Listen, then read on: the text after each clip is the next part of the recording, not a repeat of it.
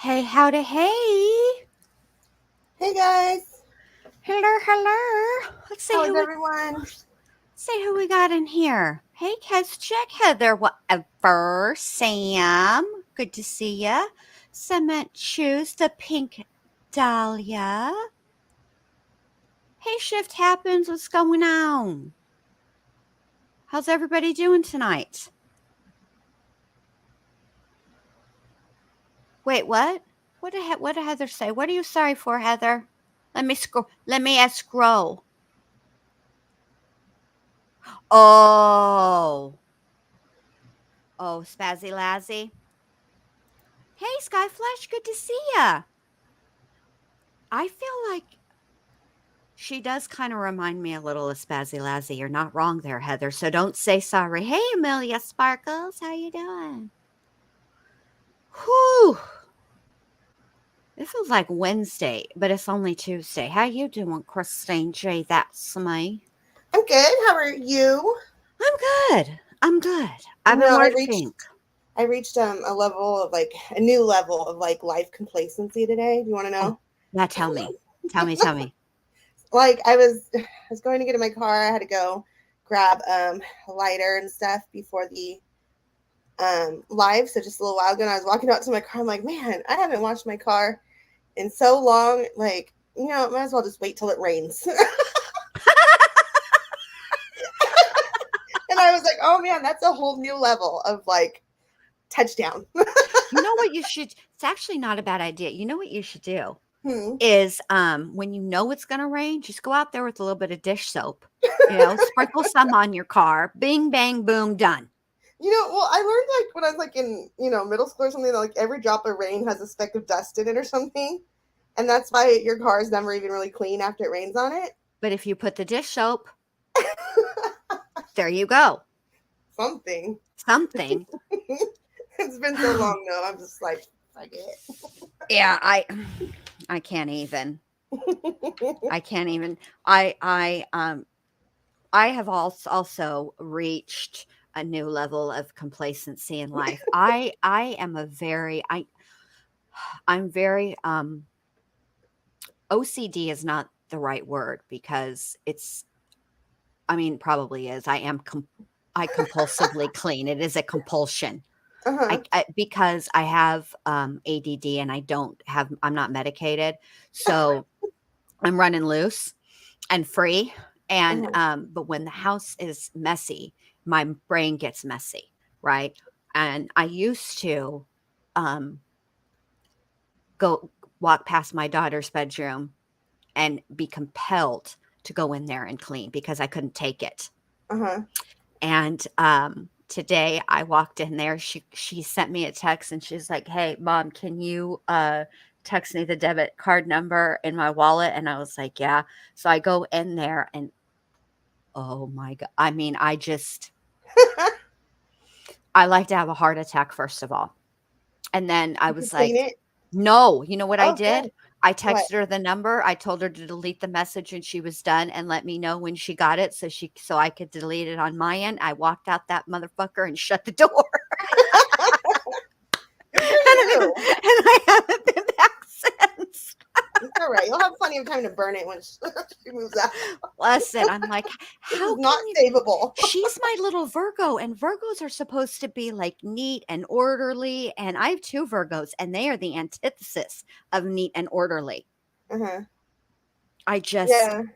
hey, Sleuths, good to see you, babe. Um, I don't understand what you're asking me here. Shift. I don't know what that means, babe. I'm call it any. No, I don't. I don't do calls. I don't know what. I don't know what you mean, babe. Hey, sleuths. Yeah, I need to have the house clean and I need it to be organized because otherwise, like my brain, I mean, you see how I am on the daily. Can you imagine how it would be if my house was cluttered? I would be way off topic all the time. Worse Yeah. than I am now. I have like ADD Hey, too, Kelly. and I totally missed that bullet though. I mean, I I dodged that cleaning bullet somehow. I wish I had it.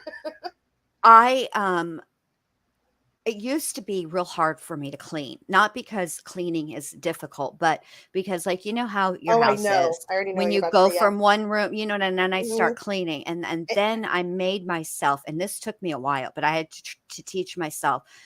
I always start in the same place. I always start with the kitchen, and then I move, you know, and I don't. I've trained myself now to just go if there's something that needs to go in a different room, I put it in the different room and then I leave because I know I will come back. But it's taken me Are you years the one that to told me get like about if that. you don't put something away the first time, you end up putting it away like 4 times or something? Yeah, probably. I don't. That does sound like something that I would say, um, but I don't think I said that no to you. I've I heard that just somewhere, but I'm totally like that. But like, I'll want to clean something, and it's like I'll take the laundry, and then I'll walk past a sock, and then I'll remember that table that needs to get wiped down, and then I have to clean the TV screen, and then it's 4:30 a.m. and I'm like, oh man. oh man, and I have in my whole like one time one time when the kids were young. Hey, Molson. I was like, okay, I need to clean out my closet, right? So I start doing it, and my husband comes home from work, and all of the clothes from the closet and the drawers are sitting on the bed, and he's like, "Hey, what are you doing?" It's like 8 hours later. Nothing got done because then I was going through the closet and then I found like my shoe box of pictures, right? So then I started looking at that and then I was like, "Oh, hey, wait. Here's my old yearbook. Let me look at that for a minute." And then you start reading the hey, have a great summer, stay cool, yada yada yada, all the phone numbers, whatever. And yeah, bottom line is 8 hours later, everything was out of the closet, nothing was put back, and it was not organized. So, yeah, I really have to, it took me a while, but I really had to train myself. Like, I do, sleuths. I really do. I have it. And, I just like to make things simple for me. I don't own, I'm just not going to ever beat myself up about something that like other people can do that I can't, like have all matching plates and shit Yeah, I don't have that shit. because sometimes they just the dishes get too much, and for my own sanity, I just start over. So best place to do that is Goodwill. I I'll like just that throw that attitude. shit away. I'm not going to beat myself up for things that I I'm can't do that literally other not. people can't. You shouldn't. Yeah, I paid 50 cents for that plate, and it's not worth it for me to feel this bad about it. I'm, toss it. I'm gonna go shopping. Right. Exactly. Exactly. Like I don't beat myself up because Christine G is a better graphic designer than I am. This is her profession.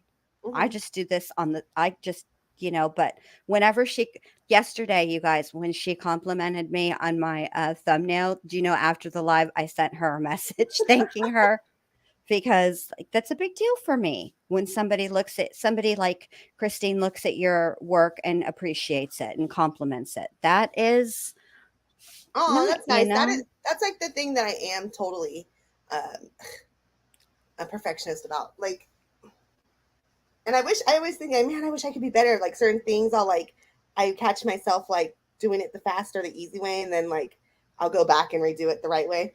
yeah. But that's like my thing. That's like where I spend the most time nitpicking myself.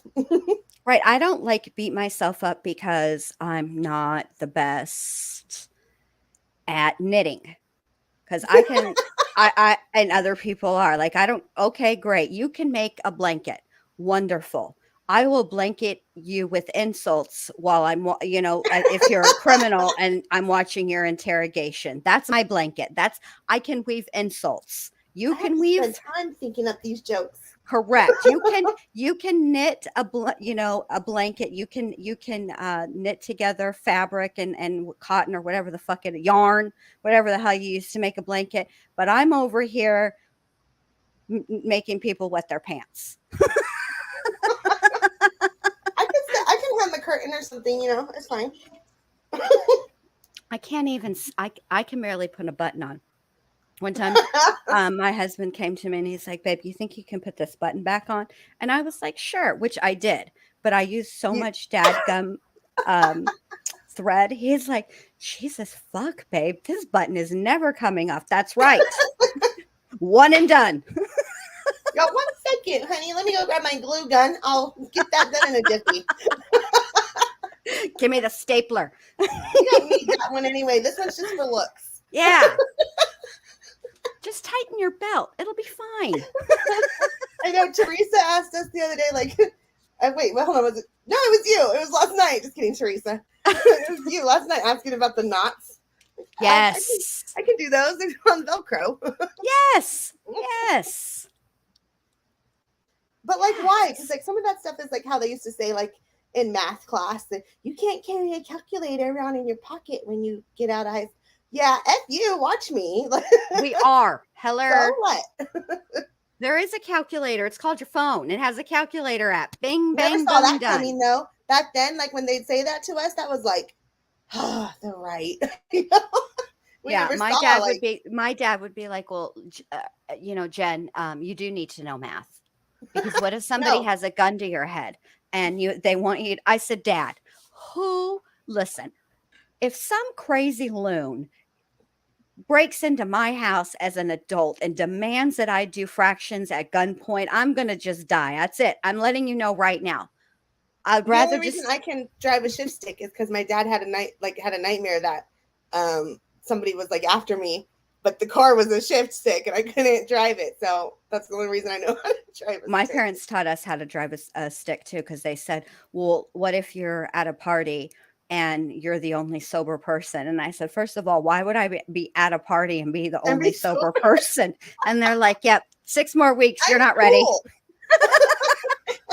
This one's not getting her license. You're First suspended." of all, Mom, I'm not a nerd.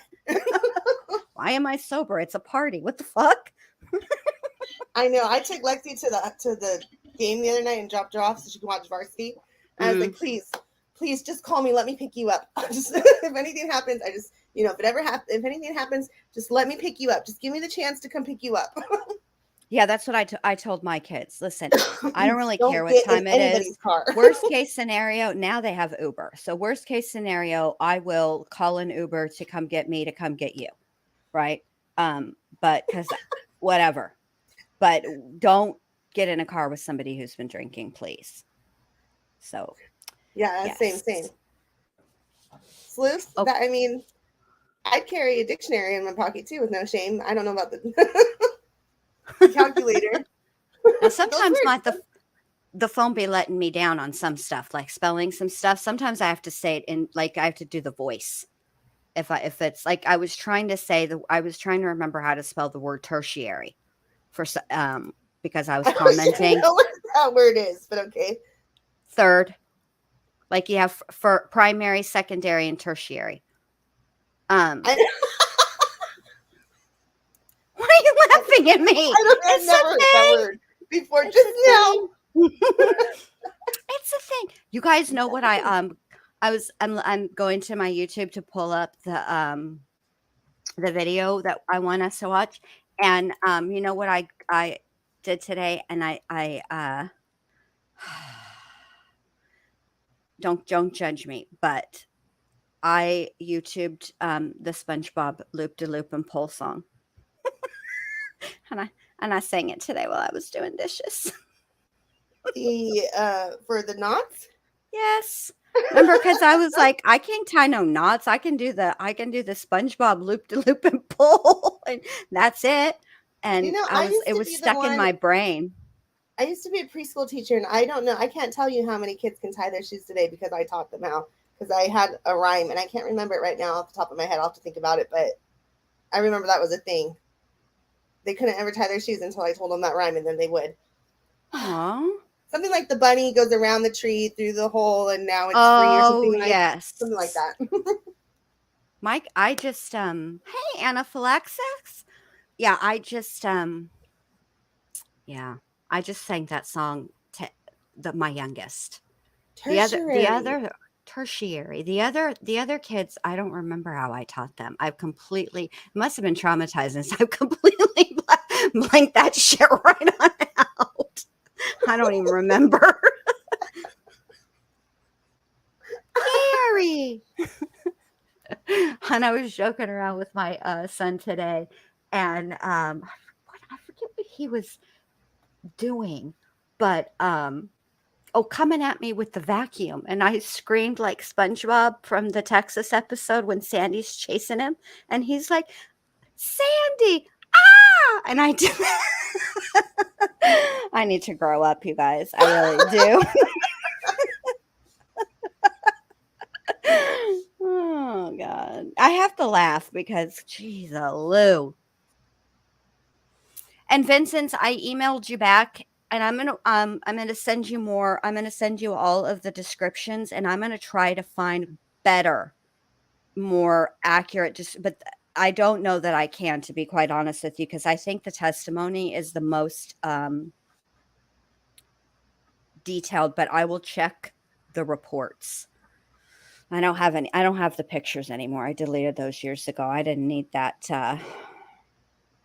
I didn't need that on my phone anymore. I didn't need to save those. Okay. So tonight we're going to listen to Diane Downs' part 3 of her interview or her parole hearing. But first, Okay, yay. Christine G has done found the. Hold on, I'm scrolling. Has Like done found. the timing on that too was pretty great, huh? Like, was it like the next Yes. day or something? Yes. God, we talk too much. I'm scrolling. Half hour later. 4 hours later. Christine G found the whatchamacallit, the letter that Diane Downs wrote to the FBI's. Oh, also, hold on, just side note really quick, everybody, that we're very sorry for missing Sunday. Yes, we are. It was Jen's fault. It was my fault. I'm sorry. The House of the Dragon came before you guys. I'm sorry, and it won't happen again. It was just for the first episode, and I'm gonna be fine. Molson, were you watching House of Dragons yesterday? And that's why you weren't here? Because that's what I thought.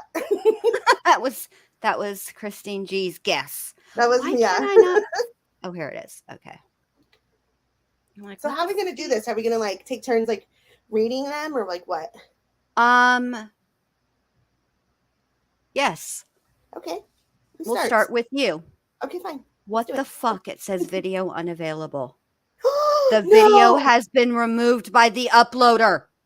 Stop. Son of a bitch. Oh my God. Hold on a minute. Really? I'm like devastated right now. Yes. Is it gone? Yes.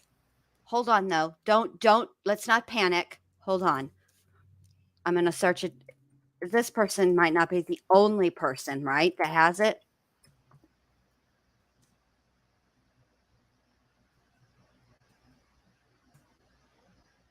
Oh fuck, hold on.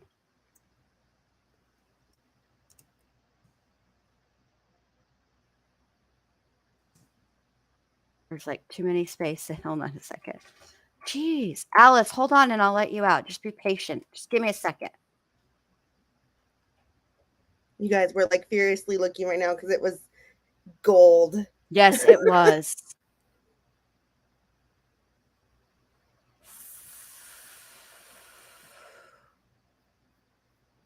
Wow. Nope, I can't find it. Shit.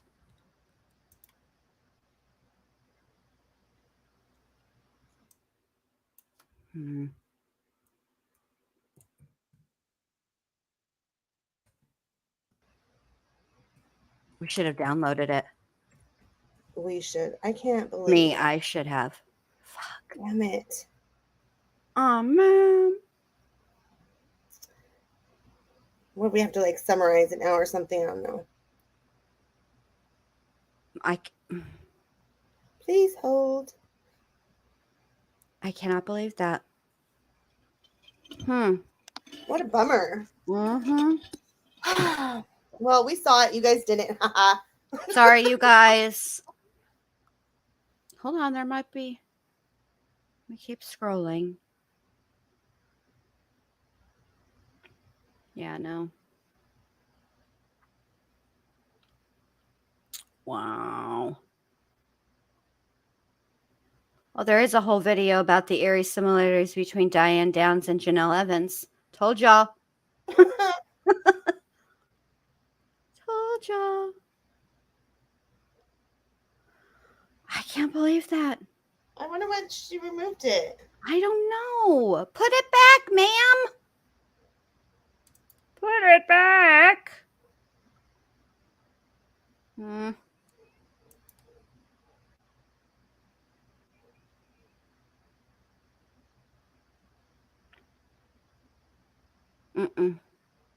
Damn. Okay.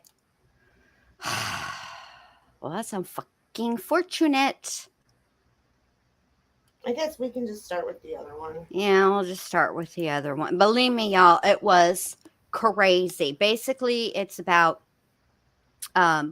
Diane saying that she did write to the FBI and tell them that that guy was trying to convince her that she was potentially the Romanian king's daughter, and that her daughter Christine was not her, or not Christine, Rebecca was not her. It was full blown crazy.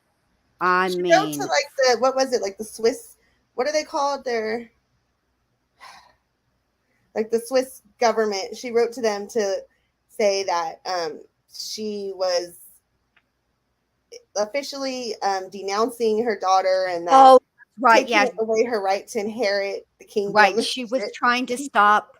She was trying to stop the line of succession. She wanted it very clear that if anything happened, that she wouldn't. She didn't want Christine to be, or not Christine, Rebecca to be in the line of succession. She removed me too, probably.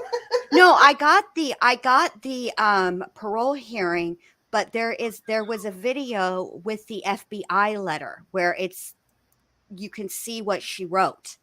That's what we wanted to show you. But thank you guys. I got the parole hearing. Bruh. We're gonna skip right on through this. No But music. let me ask you this.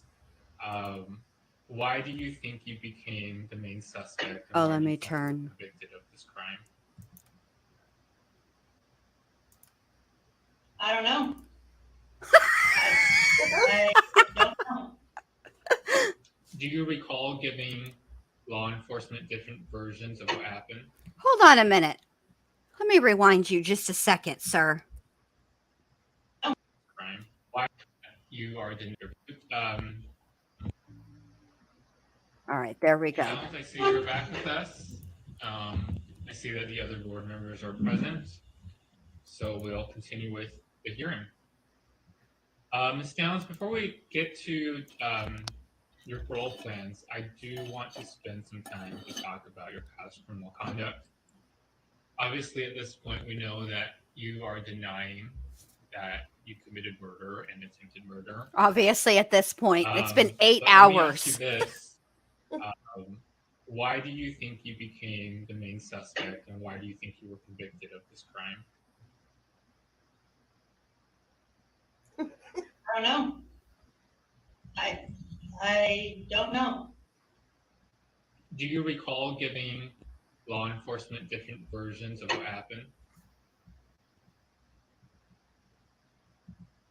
Their idea of a different version, the night that it happened, I said he reached into the car. He Hey, reached like Max! through the window. But I have, it's not true aphasia, but it's kind of aphasia. I can't think of words sometimes. I can't remember. I will. Oh, Jesus, fuck. I won't be able to think of the words, so I'll say pencil, or I'll describe the shape. I've always been that way. I don't know why. And so let's take this opportunity to poll the audience. Those of you guys who are watching, would you please put a number 1 in the chat if in all of these 3 parole hearings, you have known Miss Downs to be at a loss for motherfucking words? Put a 2 in the chat if you have not. Jeez. Now she's just making, now she really making stuff up. it happened that night, I was stressed, and I said, he reached into the car. They said, where? I said, like through the window. Well, he didn't reach through the window. The car door was already open, so clearly he didn't reach through the window. And Here then comes I Molson. said, he knelt on the seat. Because changing versions. And that wasn't changing versions, that's my aphasia. That's my inability sometimes when I'm very stressed not to remember names or items, not to remember the name of something. Yeah. Also, when you're bullshitting, it's best to keep your stories short and simple. Because I went to the police and I said, I think bullshit has a name now. Aphasia. And maybe the dream, you keep telling me I have Max, I'm done with lapses you. of memory. I know that I have lapses of memory. You say I have lapses of memory. I trust that I have lapses of memory because you say that. And so maybe the dream is telling me something that I don't remember. They call that changing my story. And it wasn't. I was simply I need to stop trying to help people is what I need to stop doing. So, definitions. But anyway, I was trying to help them.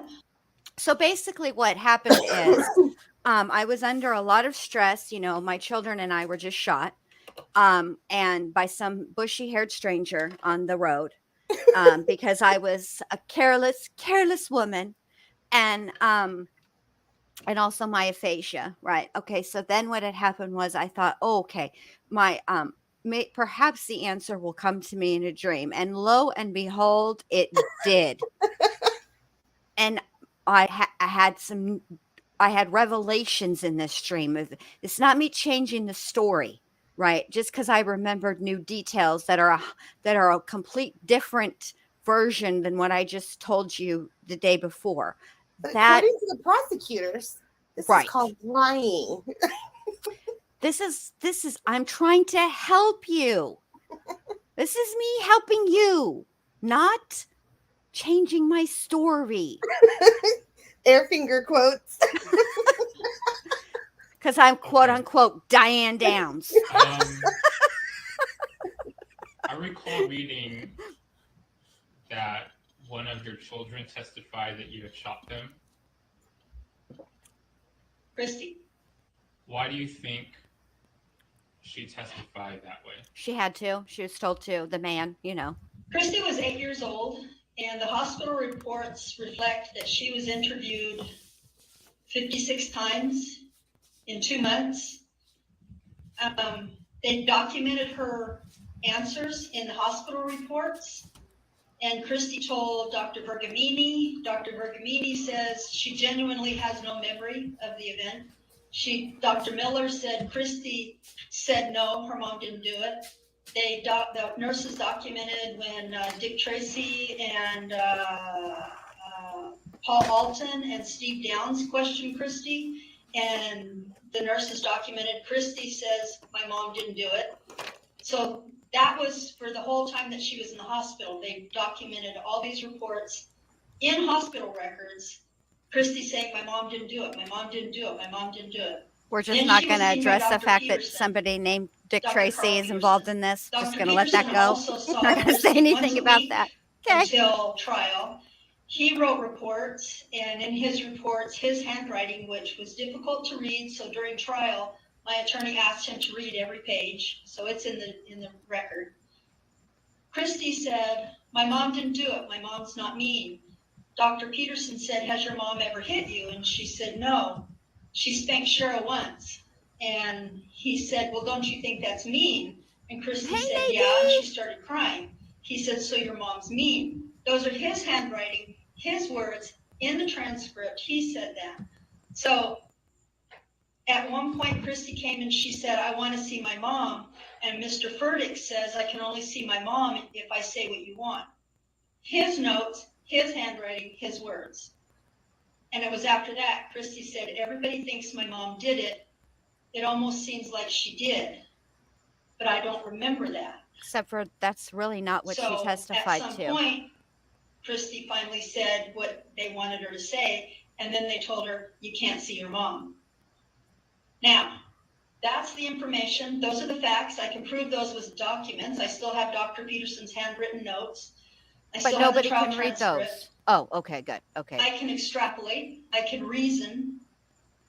But I can't tell you why she said it. It appears that she was coerced. She was 8. But I can't prove that. And I have no intention to prove it. Whatever Christy is living with right now, she does not need me or you or anybody else making her life any harder. So now I'm willing to live with that.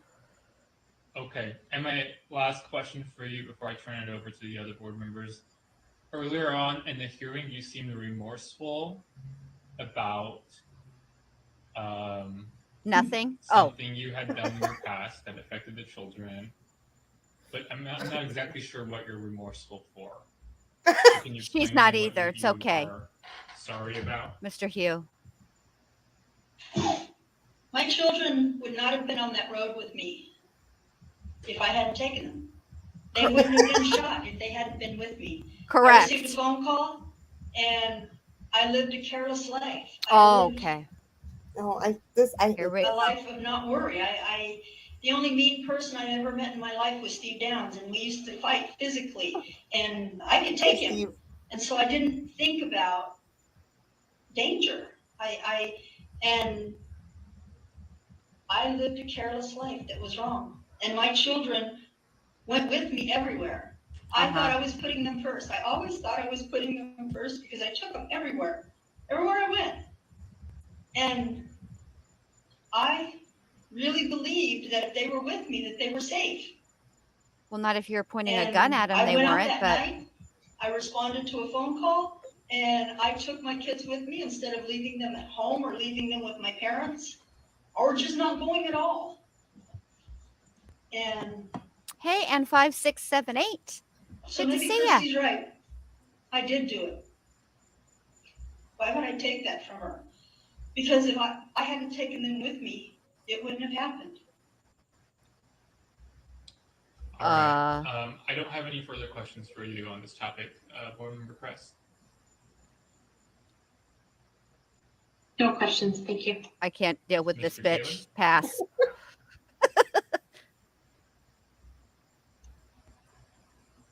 I don't have any questions. It's difficult when Just say it. when you communicate that you never committed the crime, and so it's hard to ask questions about the crime itself.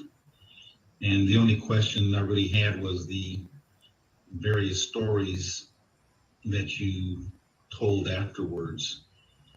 It didn't seem like you were confused when you told the stories, because I wrote in my notes that you said that there was a bushy-haired man that did it. Then I read that there were two men wearing ski masks.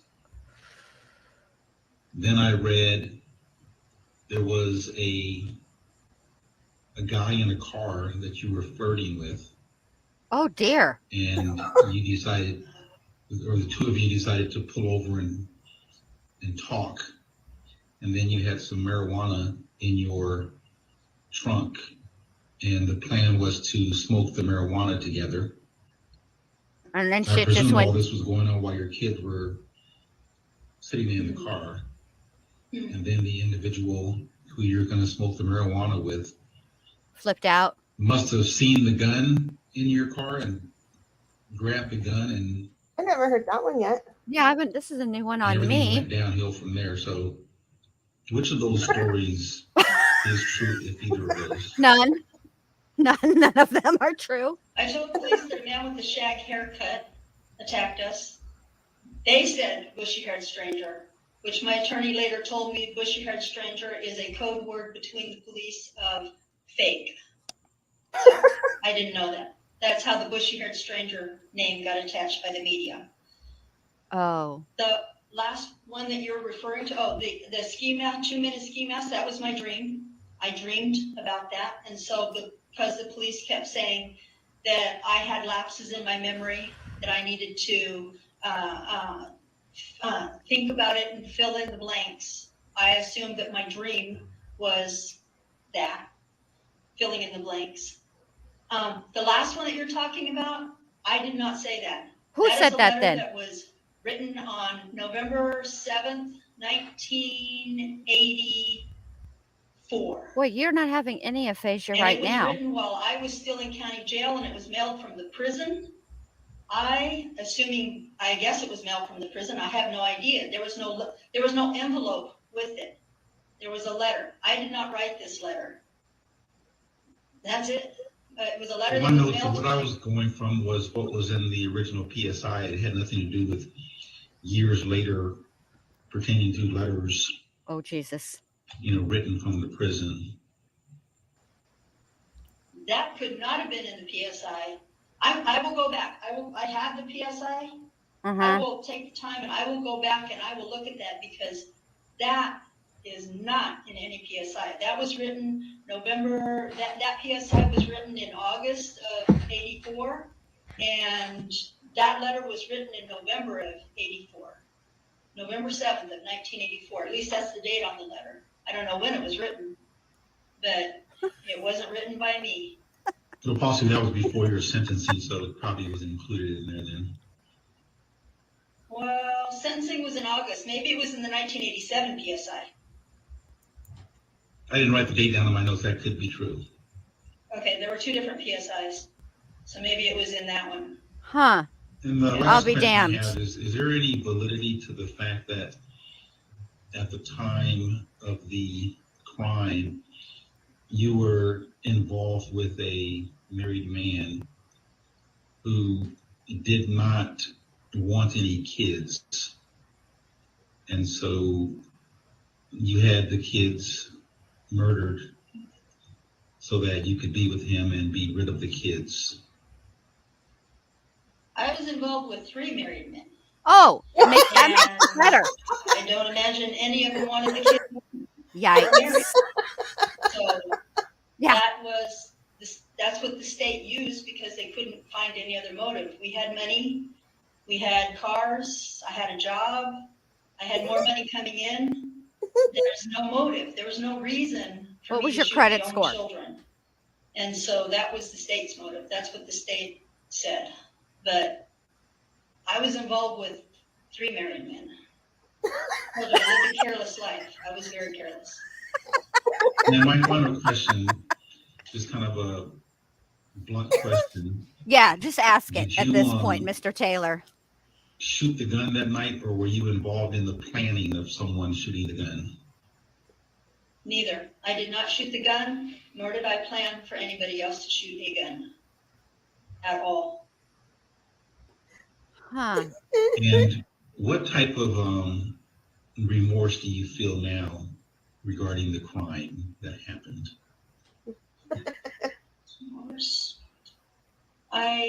Remorse. Let me think. What does that word mean? I have. No regrets. We know. I don't. Like I said, if my children were here, it would be.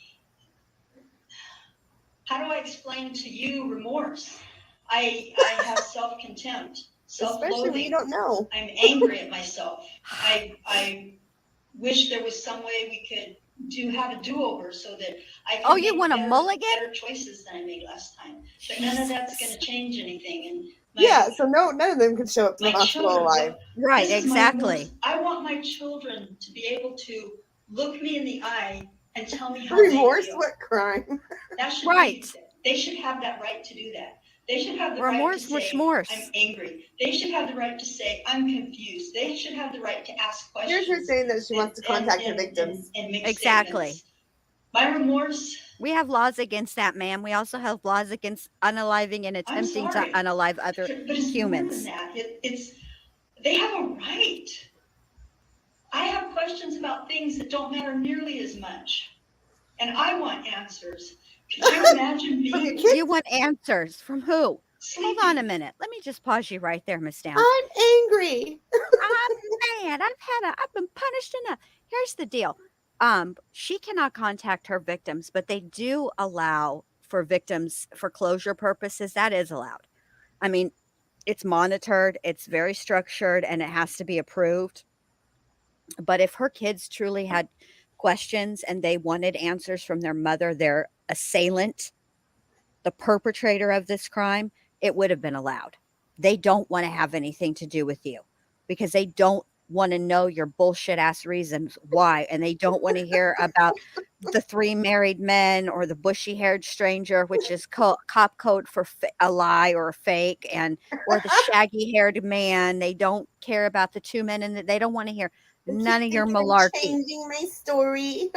They don't want to hear about how you filled in the gaps due to dreams. If you were truly interested in potential, if that was the case, why didn't you volunteer to be hypnotized or something? Not that kind of stuff is admissible. Sometimes it is, sometimes it's not. It just depends. But for Pete's sake, Diane, come on. Probably because the hypnotist wasn't attractive or something. Probably. I didn't like she's a female and she's automatically against me. No. Shan't be doing that. And the next thing you do is you're crying and you're in pain.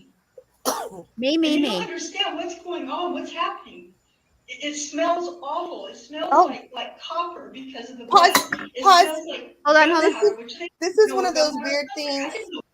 This is one of those weird things that she says, like when I said a few weeks ago that like she thinks weird things and then says them out loud. Like Correct. The way she describes this shit is out of this world. Totally gross, and it's traumatizing to even hear. So go ahead. Okay, here we go. What gunpowder smells like. And they're riding in a car and they're confused. And mom's not making it better.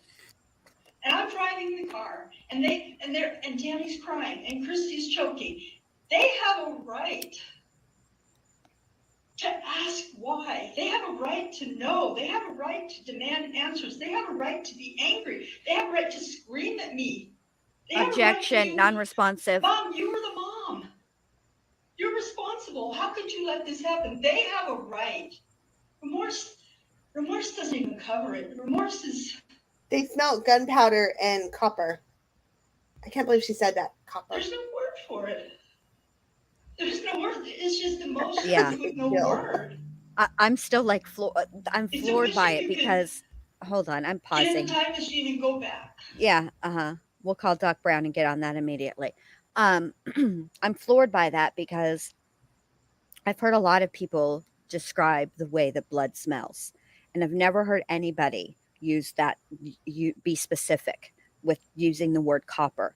I've always heard people say it smells metallic. It smells like metal.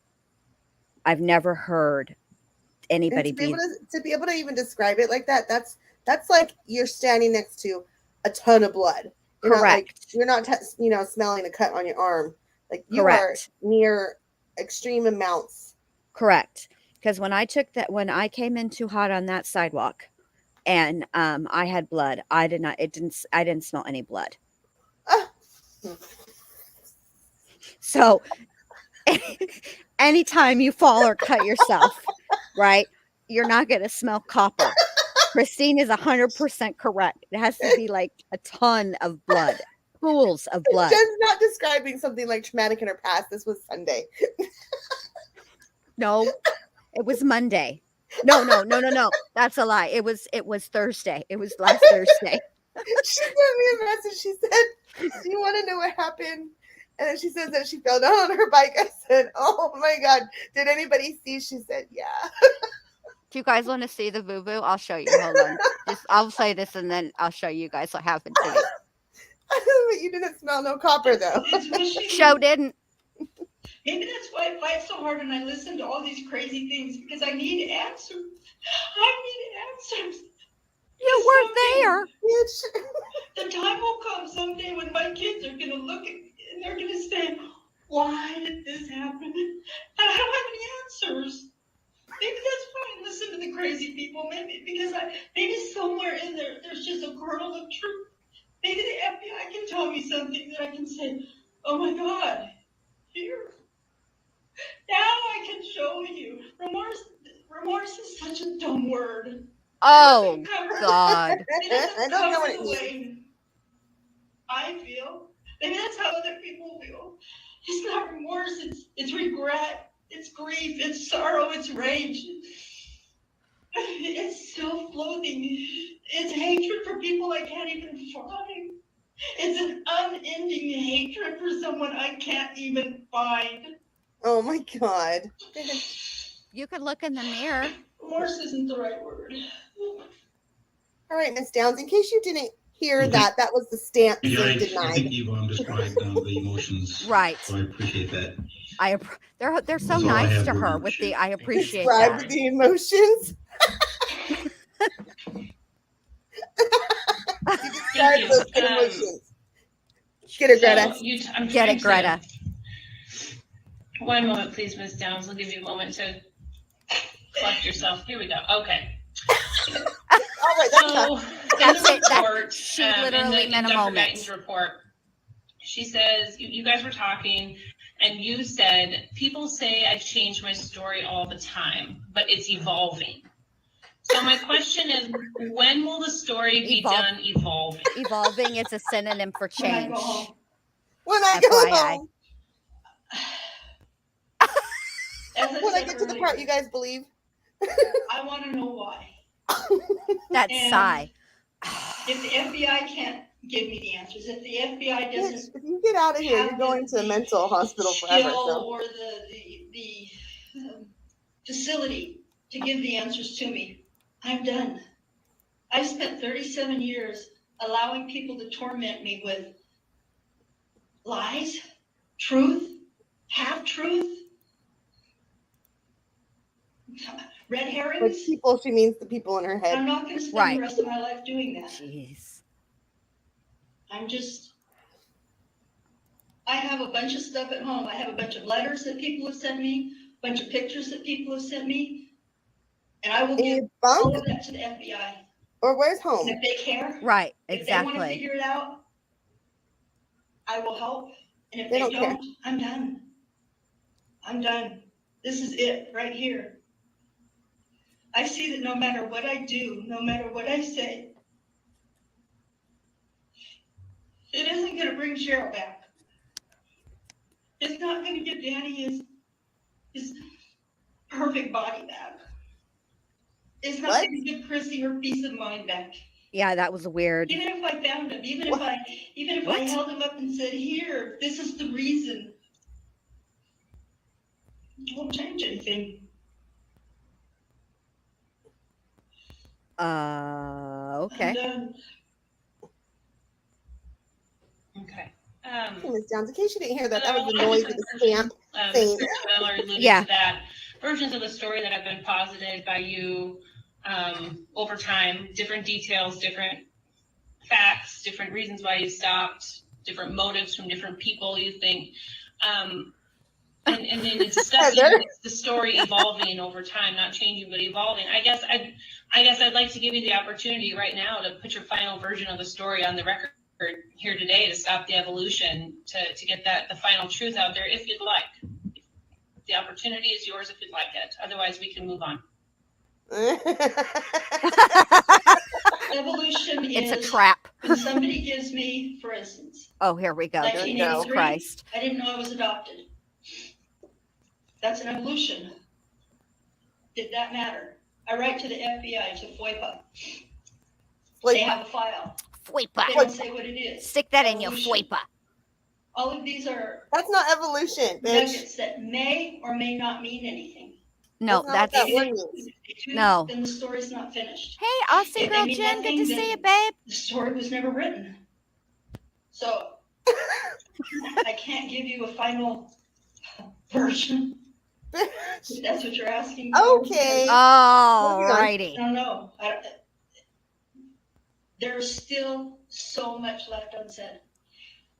No, Sorry. you said every single You word. said everything, and it's fucked up what you There's said, no ma'am. words I don't know. left. I don't know how it is. No. I only know what happened.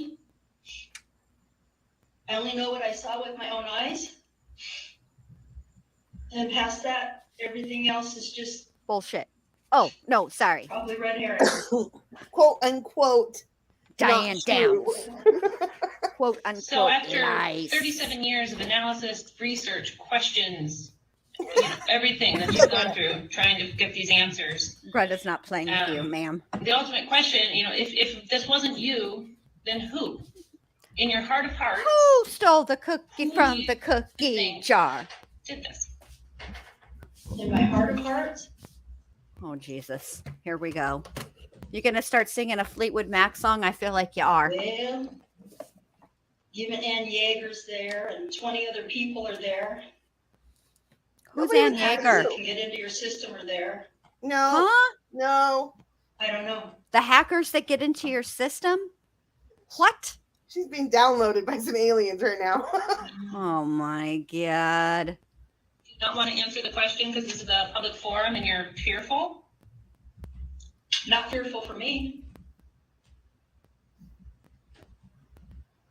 Yeah.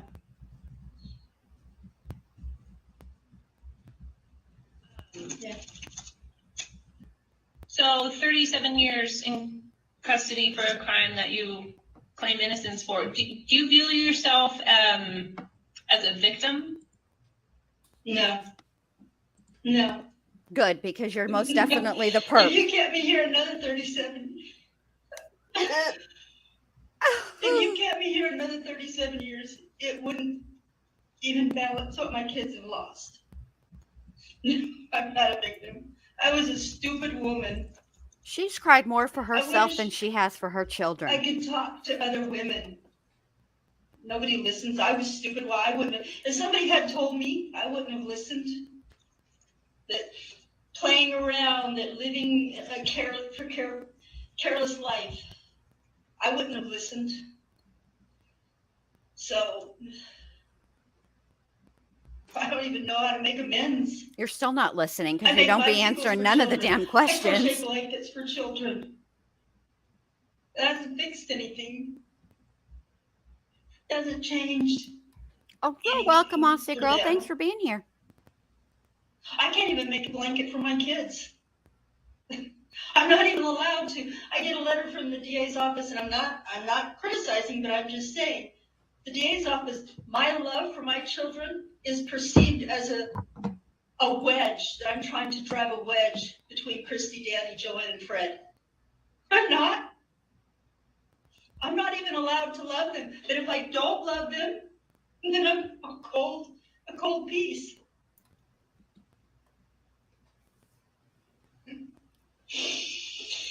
All right. So I have one more question. Do you believe, or do you think your recitation of the facts of what happened and you know what you perceived with your own eyes, you know, the facts as you believe them to exist, when contrasted against the record of as a whole, do you think that your story is credible? Hey, coolest reviews. Did I already say hi? Well, hi again if I didn't. If I did. And hi if I I know didn't. it's credible because it happened. I saw it. I was there. Uh-huh. Do I think it's credible to other people? No, it's not. I No. can tell you right now. No. Mm-mm. And I know this is one of those times that I sound flip.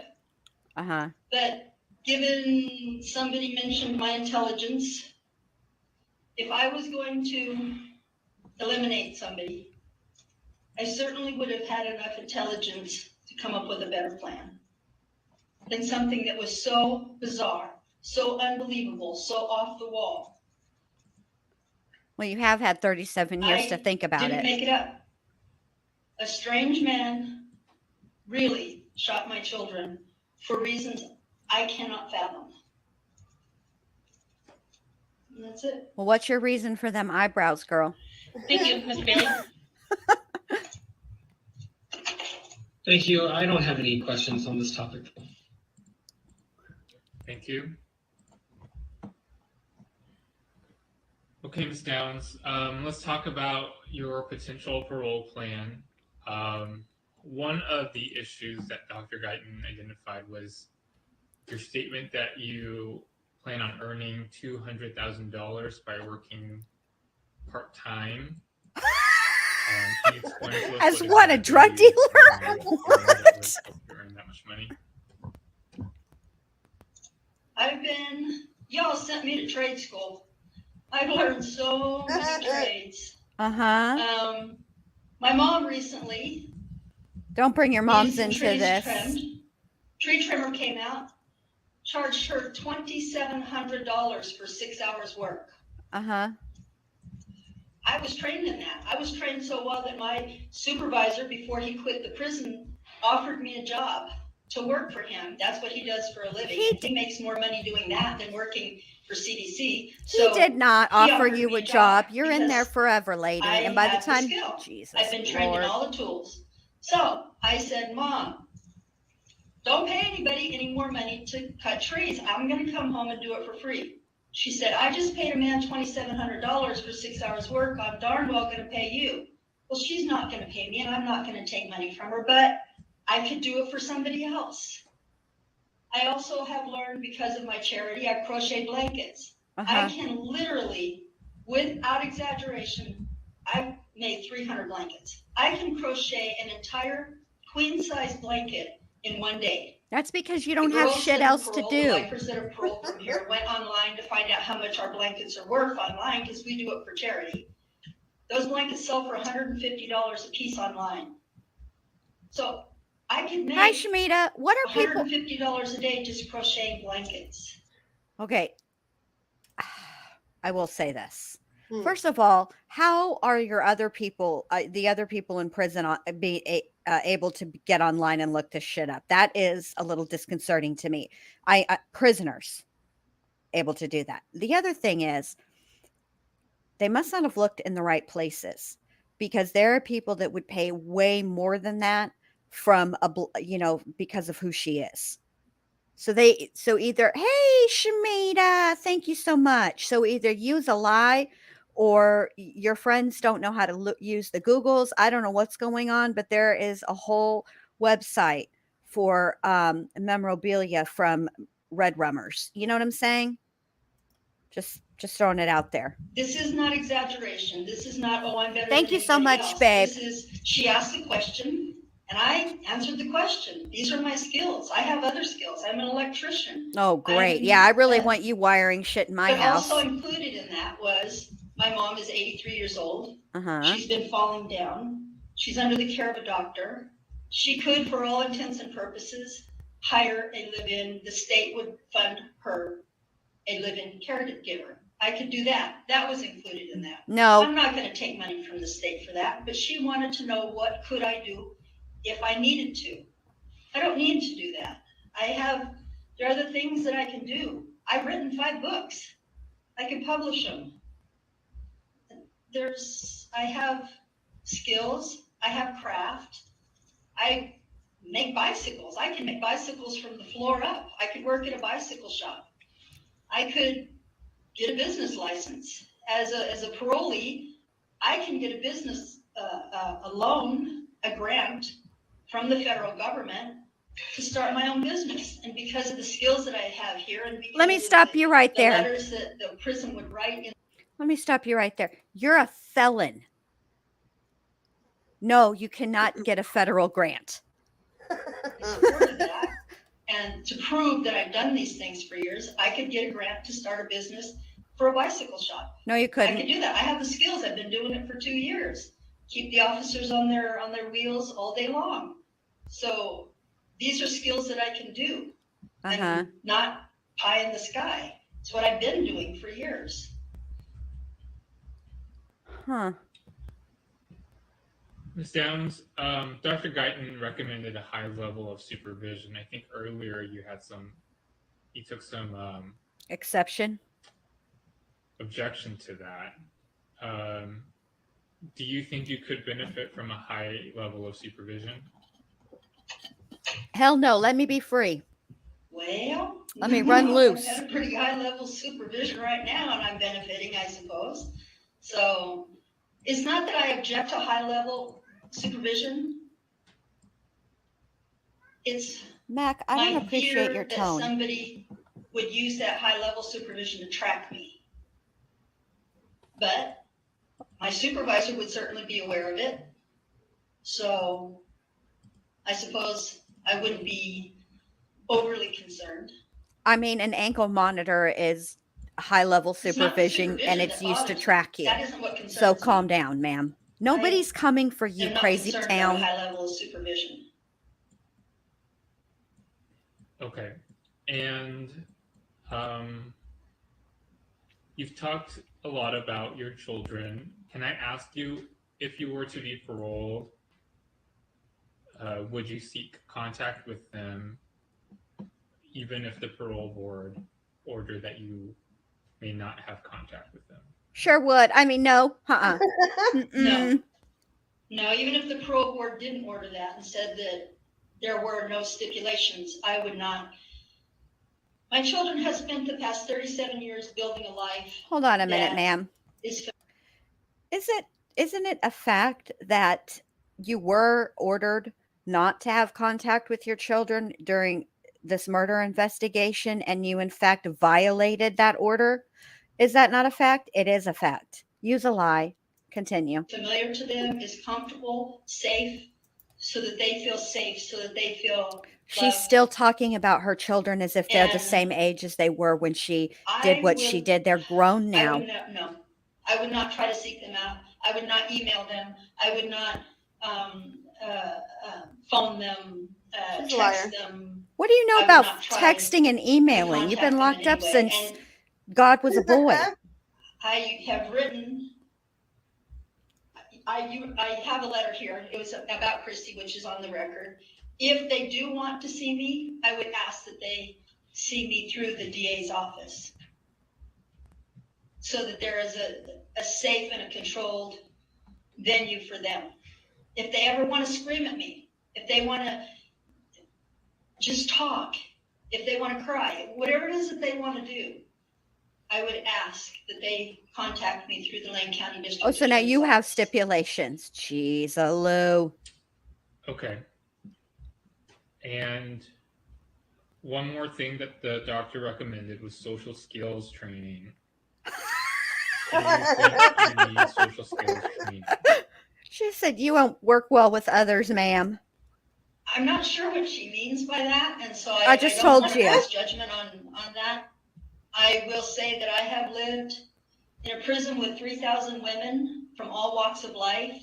As I said, 6 and 8 people in a cell. And you refer to them as criminals, different officers, as if you're every different. officer on every shift has a different set of rules, and that usually conflict with each other.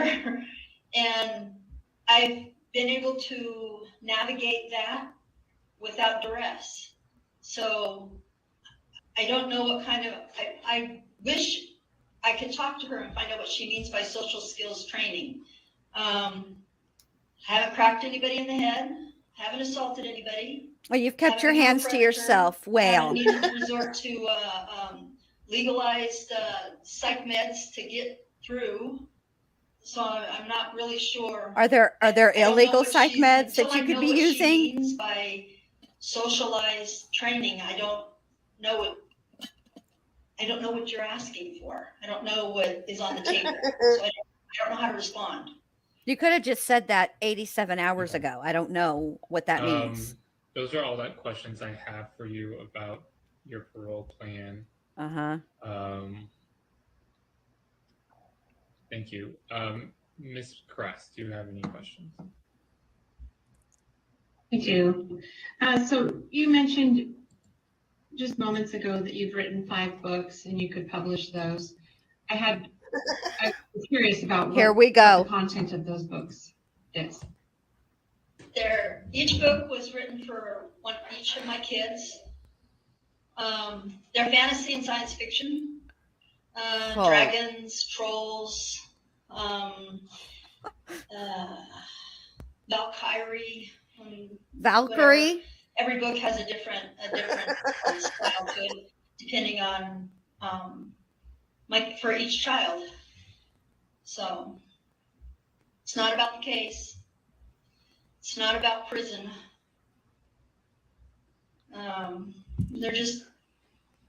I prefer science fiction and fantasy when I used to read for pleasure, and so that's what I feel. Do you read because you're forced now? Right, what are you talking about? And Ms. Downs, if you were to release in the future, what do you think your biggest challenges for transition and reentry into society would be? Oh, I'm sure this is going to be excellent. It's going to be society's fault. My biggest challenge is that y'all changed things after I left. Hold on There's a minute. Computers now. First, girl, bye. Not y'all. See how she puts things? Y'all changed things. As if the inventor of the internet and computers said, you know what? Hey, y'all, let's get together and fuck with Diane down. Someday she may make parole and let's really fuck her whole world up. Give me a break. Girl, bye. Y'all change things. Girl. Your refrigerator tells your car when it needs bread. I don't know how to bank. Didn't you watch the Jetsons? Pretty much the same thing, except we don't have flying cars. We still haven't been able to get those started, but I need to know how to bank. I need to know how to get a driver's license. That shit hasn't changed. I don't understand any of that. You don't understand how to go to the DMV and stand and get your photograph taken? I'm looking at your damn prison photo right now. Just like that. She didn't have a driver's license when she was driving the car? I mean, it's just like that. You can do it. There's a whole lot of things I don't know. Oh. A whole lot of things. Yeah, like how to not be ragey and harm innocent children that you were tasked with protecting and loving. And like if you that. were to release, where would you see yourself, let's say 5 years post-release? How do you think your life would be progressing at that time? I'll be 73. Probably going to need a cane for sure by then. Probably still doing volunteer work. That's my goal, is to do volunteer work. My dad passed. I thought you were going to make $200,000. How are you going to make $200,000 volunteering? You know that means free, right? 2010, the Pro Board told me to save money. I saved money. I got money saved up. So that's enough to get me on my feet to start with. How much money you got saved up? I'm dead serious about the crocheting blankets. Dead serious. Yeah, I Excellent just don't choice know of how much words money's there. in that. So, and it's something that I do quickly and I do it well. So I know that I would have a steady income. Let me I'm just not worried pause you about right that. there. And it's Didn't you something, just say 5 seconds ago that you and your pals hit up the Googles and you found out exactly how much money it would be worth, but now you don't know? Okay. that a 73-year-old woman can still do. But I also would like to volunteer. When I first got my job refurbishing bicycles, Oh, here we go with the damn bikes again. All right, bought a Peter whole bunch of Brady. parts because we don't get very many donations. So I bought a bunch of parts, lots of seats, tubes, tires, things to make the bikes new again, paint, so the bikes would be new again for the kids. And when I cut the check, Mom said, "What are you doing?" And I told her, and she goes, "Oh, we have a whole bunch of those bicycles at the Salvation Army." And I said, "Mom, we could go get those bikes. We could refurbish them." She says, "Okay." So that's charity. You can't sell those, but you can take them. What we do here is we take them to the poorest schools in the neighborhood. We take them to the poorest of the poorest schools. These are kids You that'll never don't have take bikes. them anywhere, And so, ma'am. You're Mom locked up. and I already talked about, I can refurbish the bikes. She don't let me go there, but I'm just saying I could refurbish the bikes and we could take them to the different places where the kids, we could work with the prisons or with the You already Sheriff's want to be Department, around the children. Texas Yeah, Rangers, no, and find out where the No kids are dice. and donate them. So that's charity. That's not an income. But Uh-huh. that's at 73. That's all I would be doing is charity. They're not going to let me dig a ditch. I could, but they won't. Thank you. Those are my only questions. Mr. Taylor. You just said that you were probably going to need a cane. How are you digging ditches if you need Ms. a Downs, do cane? you agree that if required that you would take or participate in counseling programs? Yes. Can you imagine getting... Yeah, And I believe I neither- could benefit. Are there things that you would Can't. object to if the parole board required you to take them? No, I don't know. I can't say until I hear what it is, but I can't imagine any counseling that I've ever objected to yet. In fact, I've enjoyed it. It's been liberating. Yeah, because you get liberated out of your Your cell. parole Stop. plan, listed, 3 options for your reentry. And I think I know which one would be number 1, but can you describe for the board what would be your number 1 reentry for housing upon release, if released? My number 1 is Mom, is going to take care of Mom. That's my number 1.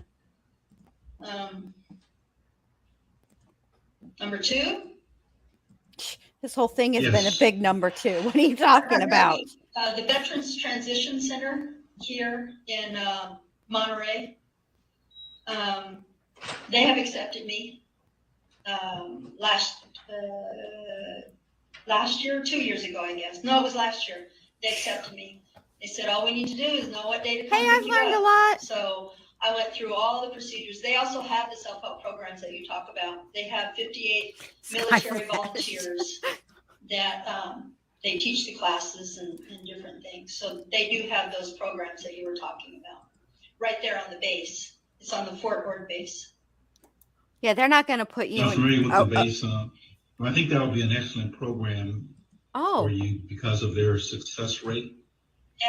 Yeah, and 100%. The fact that, it was discussed earlier. See how you're interrupting, Diane? This is part of them social skills.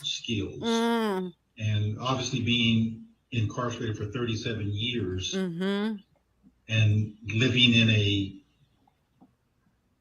living situation with other women is not the same as being out in society. And so those social skills are skills that you'll need to navigate society. So as you said, the world has changed. And I think that going through from what I understand, it could be up to 24 month transition period if you were to be housed there. Doesn't mean you couldn't communicate with your mother, but I would, if you were paroled, I would highly advocate for making that your number one choice.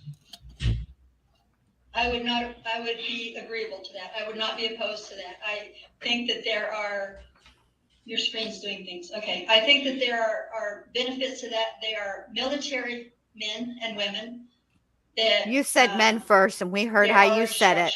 Mm-hmm. And they have been living in the real world.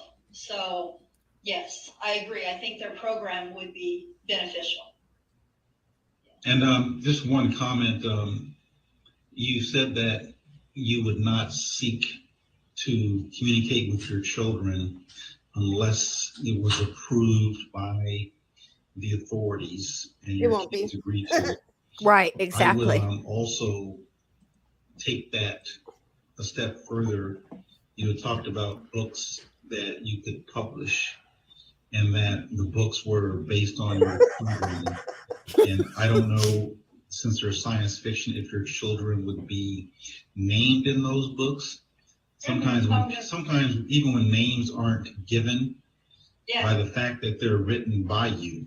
Mm-hmm. Yeah, no. Okay. No, they would never. Nobody would ever recognize any of my children in the book. Ever. No.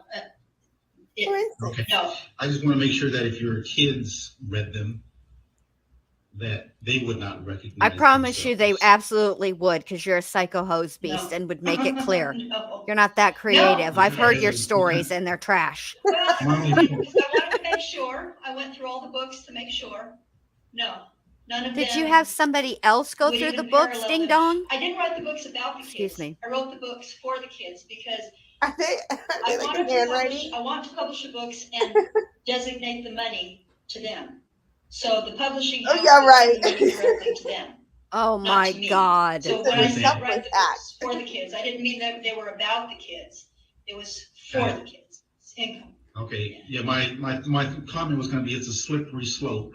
Very. Yeah. And so just be careful, if you were to go down that road, that your kids, if it's important, that they were on board with that. Copper Chronicles. Yeah. No. It's not about them at all. And that's why I'm like, no, there's nobody in the book that even resembles them. She probably would be a fucking rip-roaring success Thank at you. That's all the questions I have. YouTube's. Board shoot. Ms. Lowry. Wake up, Greta. So, Ms. Downs, Here earlier we you and go. I talked about your fears for safety, on release, for yourself, for your family, for others. We talked about, your admitted paranoia surrounding those fears. So, She's so my shady. first question is, what is your plan to deal with those fears when they crop up inside of you if you were to be released? Valium. Oh. Okay, do you see my demeanor changed after Mr. Taylor said that he preferred the military base? Oh God. I smiled because as much as I want to go home and take care of Mom, I believe that if I went there first, that would make my mom safer. So that immediately gets rid of a whole paranoia right there. Because even if this is my imagination, even if this is just some crazy person saying things to make me feel insecure, living on the Fort Ord military base, which isn't fenced, that's not the point. Living there with other military-minded people makes me feel safe, number one, makes me feel that if somebody was wanting to hurt me, hold on a minute. They know where to find me and not at Mom's house. So first of all, this is how you know that she is lying about the people that are just out to get her, because a truly paranoid person would recognize that the government, our government, is probably, you know what I'm saying, the conspiracy theorists. So she's truly paranoid. The military base is the last place she would want to be. What an idiot. This is how you know she's full of shit. It relieves it like takes my paranoia down to 0.5. Like almost nothing, simply because Mom will be safer if I'm at Fort Ord. I've never had a level of paranoia. My family will be safer, and I would be safer. I'm good with it. I feel better. You're supposed A to lot go better. through life with 0 So- paranoia, not 0.5. Okay, so then I guess the flip side, so say that you parole to mom's house. What's your plan to deal with that fear that you feel? Nunchucks and My Chinese throwing stars. First point of Oh, duty is no. to get Point of duty. Here we go. Now Earlier she's you already asked who I pretending to be thought in the was military. preying on us. First order is to get a restraining order. My against first that person. order. Oh my God, a Even if- restraining even if- order. Even if it's You don't wrong, even or know you who the have to person get a is. restraining order, and then to notify the police and have them on speed dial. And that's it. I'm going to stop you right there. I don't know. I'm gonna start a YouTube channel. I don't quite remember. She's ready for a YouTube channel for real. All right. Ready. I don't know. I can't remember how things were in 1984, but I am reasonably sure that 911 was invented and used in 1984 nationwide. That's the motherfucking cops on speed dial, dummy. You're not going to get a hotline to the popo ho. Stop it. And who is this person that you're going to get a restraining order against? You just said it might be imaginary. So you're just going to go what in front of a judge in California and be like, I need a restraining order on Mr. Imaginary. She's not in California. Isn't she there right now? Yeah, but she already said that she's going to hang up a bunch of Texas Ranger signs around her house. Oh, that's right. That's right. While living, where's her mother? Isn't her mother in California? I don't know. Hiding. I mean, what else can I do? Be aware of my surroundings anytime I leave the house. So you're going to be living in California with a bunch of this property protected by the Texas Rangers. Get the fuck out of here. Aware, which prison has taught me to do. Anytime you leave the unit, they call these places like legacy estates and stuff. They're like for the so dementia. That's it. A restraining order and let the state police know that I have fears, real or unfounded. I have fears. That's good. And yeah, call the police and tell them that you have real, I might be potentially calling you. Please take unfounded it seriously, fears. At least the first time. At least the first time.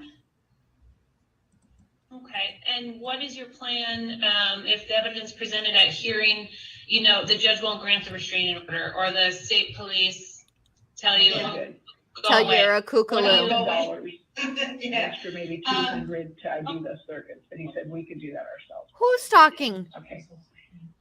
If you could please mute your phone, whoever's talking, please. Oh my gosh. Yeah, It's okay. we heard everything.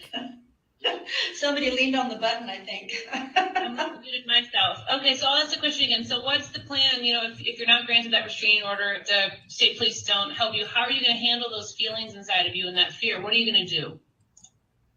Well, the feelings I will get counseling for anyway, no matter where I am. So counseling, definitely. I think as time goes by, if nothing happens, which would be awesome, then it will resolve itself in time. I mean, if my fears and my paranoia. It's been 37 years, Ho. on How much more provocation, time you need? She'll die or forget. Stops, then there you go. Mom has the only phone number anybody has is a landline. And at mom's. Glad you asked that, Callie. And I don't Mom think says so. The day I come home, she's getting rid of the landline. So we can't have phone call provocation. Mailbox provocation, it will go straight to the FBI, complete with fingerprints and DNA. Oh So my Jesus. that also would make me feel secure. Because even if nobody's doing anything, Brace just yourself, like the FBI. illusion You of about evil, to get Diane maybe there's Down's the bills illusion and of good, shit. and they can all just I'm being and provoked then, by but I mail. don't have to. My frustration in here is my hands are tied. I have no access to Yours are called finding out if this handcuffs. is They're true. called handcuffs. They're called restraints so because you're a I have danger. no way of knowing if anybody's doing anything about it. For all I know, the FBI is, and they're not going to tell me any more than I'm going to give a name to the people right here. What? So, but once I'm out and I have a visual and I sit Oh in the my God. office with an FBI agent and he goes, Ms. Downs, really? Come on. Maybe that will make me feel better. Why don't you These just send a people are fucking sneaky. agent It down there doesn't- now to say, For sure. Diane, come on. I don't understand thank why you very people much think for that scaling. FBI agents just have all this fucking time to like do Thank you. data We've downloads covered on their in phones. this topic Just what to I was kick going it. to ask, so I don't have Meetings. any additional questions. Just to kick it and put people's fears at ease. All right, thank Like, you. you think these people are bored? Like they don't shit to have do. actual jobs. Ms. Downs, can I ask you, I don't know, were you planning on asking either your brother or your niece to speak today? To ask them? No. No? Okay. I hadn't made arrangements for them. They wrote letters, and I think that pretty much covers it. Okay. I have read the letters, and I'm sure the other board Yeah. members have as well. So thank you. I just wanted to clarify because I know he's listening in. Yeah. Okay. That's the phone call we heard. Hey, Chick Normally, Tracy. at this part of the hearing, we'd ask any victims or victims' representatives to make a statement to the board.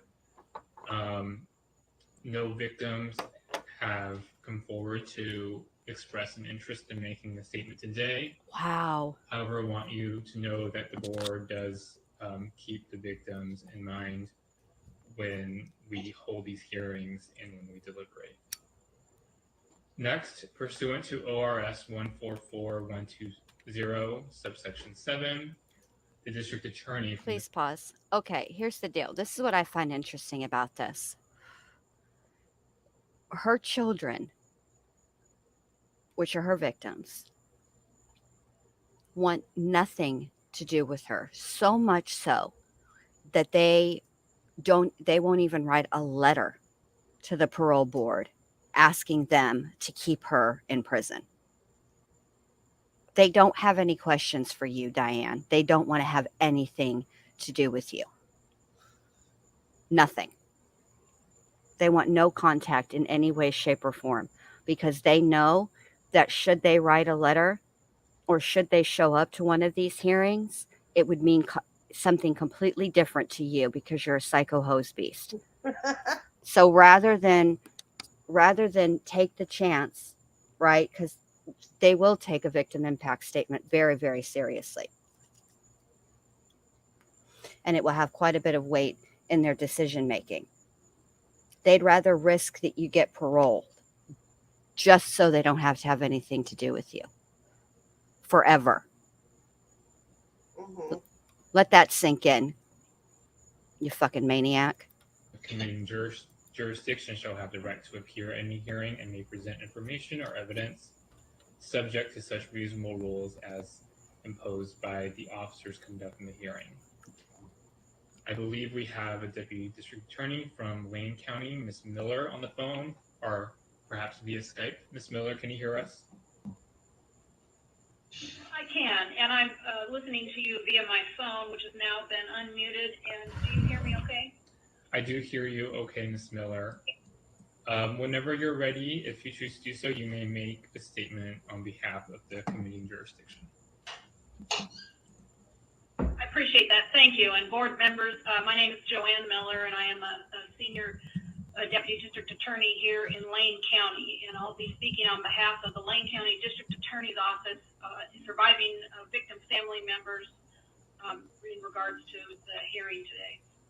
I just want to talk. I don't want to belabor the point that I had already made in writing in addressing the board, but it's important to touch upon some of those concerns because they exist even after today's questioning, and it seems to me at least that we're sort of exactly where we started, and what I mean by that is with regard to the disorder, it is apparent that Downs is suffering from mentally. It seems as though we're exactly where we started when the crimes occurred initially. You're correct. I agree. I will agree. As well as all of the psychological reports which have been consistent throughout. Oh, we're about to get into this. Mm-hmm. Narcissistic personality, self-centered, manipulative, and other antisocial features. It appears to the state based on this 37 years worth of history that we are exactly where we started with that, with zero progress, zero accountability.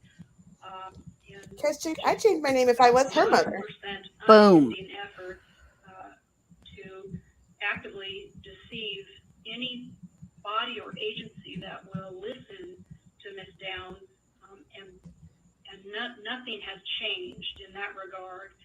And so the state's position is that that is what originally made her dangerous. That hasn't changed. The state's position is that Ms. Downs remains dangerous because of that. There has been today some questions that also lend itself to that. And part of that is we go back to some of the initial questions, such as what thinking drove your criminal decisions, because Ms. Downs had talked to you about going to some of those criminal thinking error classes. Correct, Max. And her response to you was, well, I Texas minimized too. and I justified. But when questioned further about that, the minimization and justification was with regard to others, not even her, maybe stealing from the chow hall. And the only thing she really talked about in terms of justification was that she had wooden shelves. So the comparison between having an unauthorized wooden shelf and shooting your own children at close range within 9 inches with a firearm is absurd. There's no comparison. Correct. So we've gotten nowhere. The questions regarding escape attempts and criminal thinking errors. If she didn't get caught, there was no criminal thinking error, right? And this is what she explains to you. She says the only criminal thinking error I made was the time that I was actually caught, because she succeeded. But even when she answers that question for you, she's really not talking about criminal thinking error. She talks to you about she had no hope, lost her appeal, and didn't care if she got shot going over the fence. So none of these really go at all to a criminal thinking error, just a remorse for having been caught. And so there's no accountability.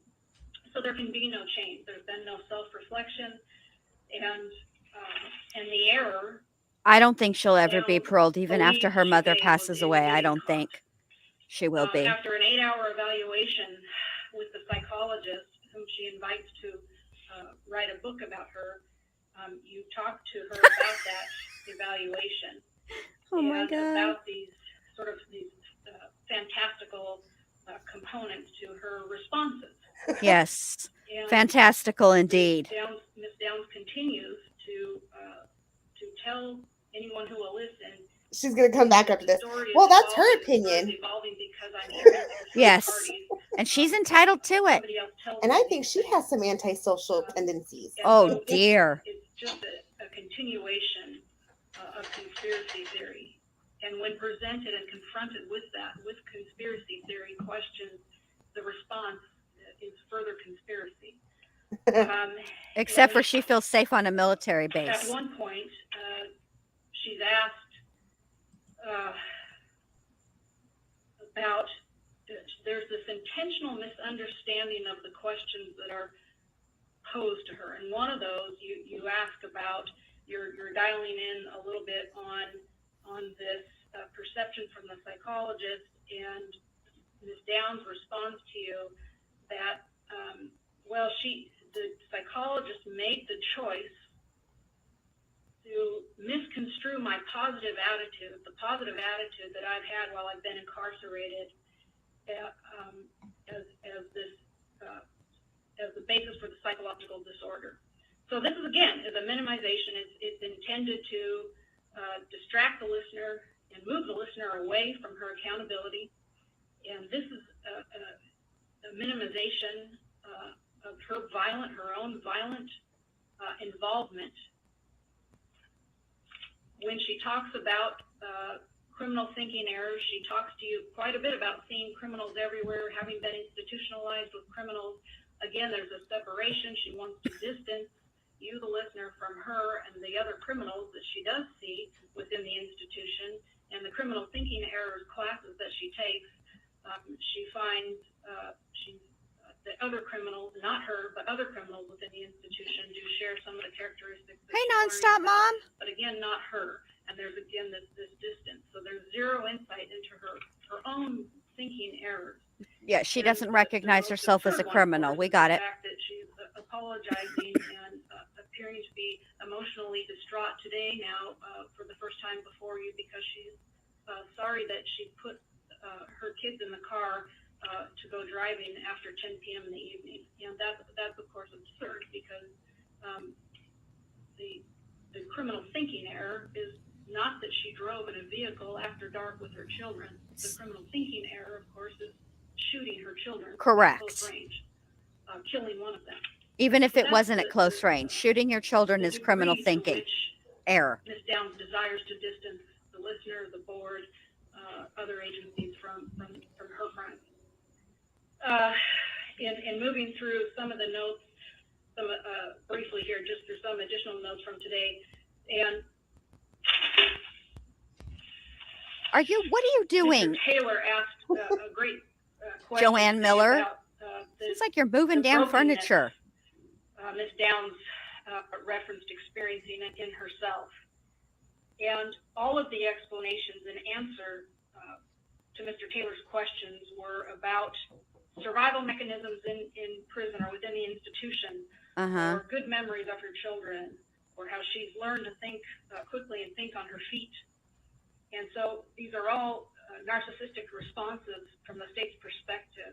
There's nothing in that answer about brokenness that would lead the listener to believe that any of that comes from the pain suffered by her children from being shot by their mothers. When you question Ms. Downs about these letters she received, she is actively engaging with folks who she sometimes terms as nut jobs, and sometimes as folks that are at least believable enough. She feels the onus has been put upon her to forward those communications to agencies like the FBI and so forth. But she says in response to some questions around that it's not that she's not a danger because of that. And she says she's not a danger for violence because, as she said, quote, I'm in prison. And that's, I mean, ultimately, the state would agree with that. She's not in danger for the kind of violence that she committed because she is in prison. And when Ms. Downs talks about the continually being preyed upon, it's by they. And there were numerous occasions today where she had been specifically asked about. I think so. Cruelest reviews. I don't know. And most times the response is this they. So again, distancing the listener and moving as far away from her crime as she can. Oh, she took copious notes. Listen to, she's just turning these pages. Some of this there at the end of your hearing, but when asked about safety concerns upon her release,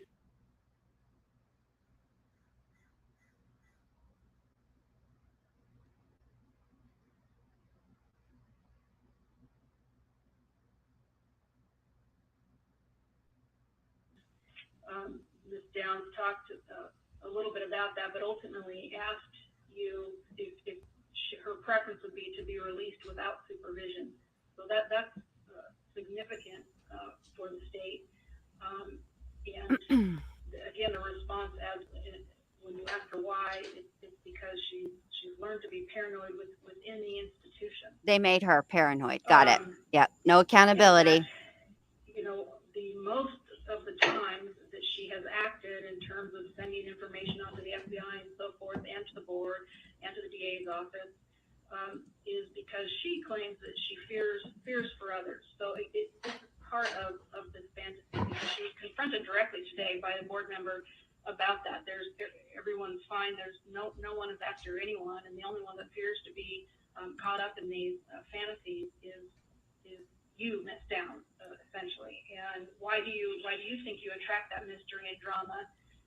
And again, the response is, I don't know. For 37 years, they've preyed on me, and so basically, her response in every instance is a furthering of the conspiracy, I don't know why they are after me, but I'm going to get to the bottom of this. Uh-huh. None of that speaks to any self-reflection. Not by herself, though. or She was going to involve the what was FBI. going through her mind at the time she committed these crimes. Joanne, or come the on. horrific results experienced and suffered by her children.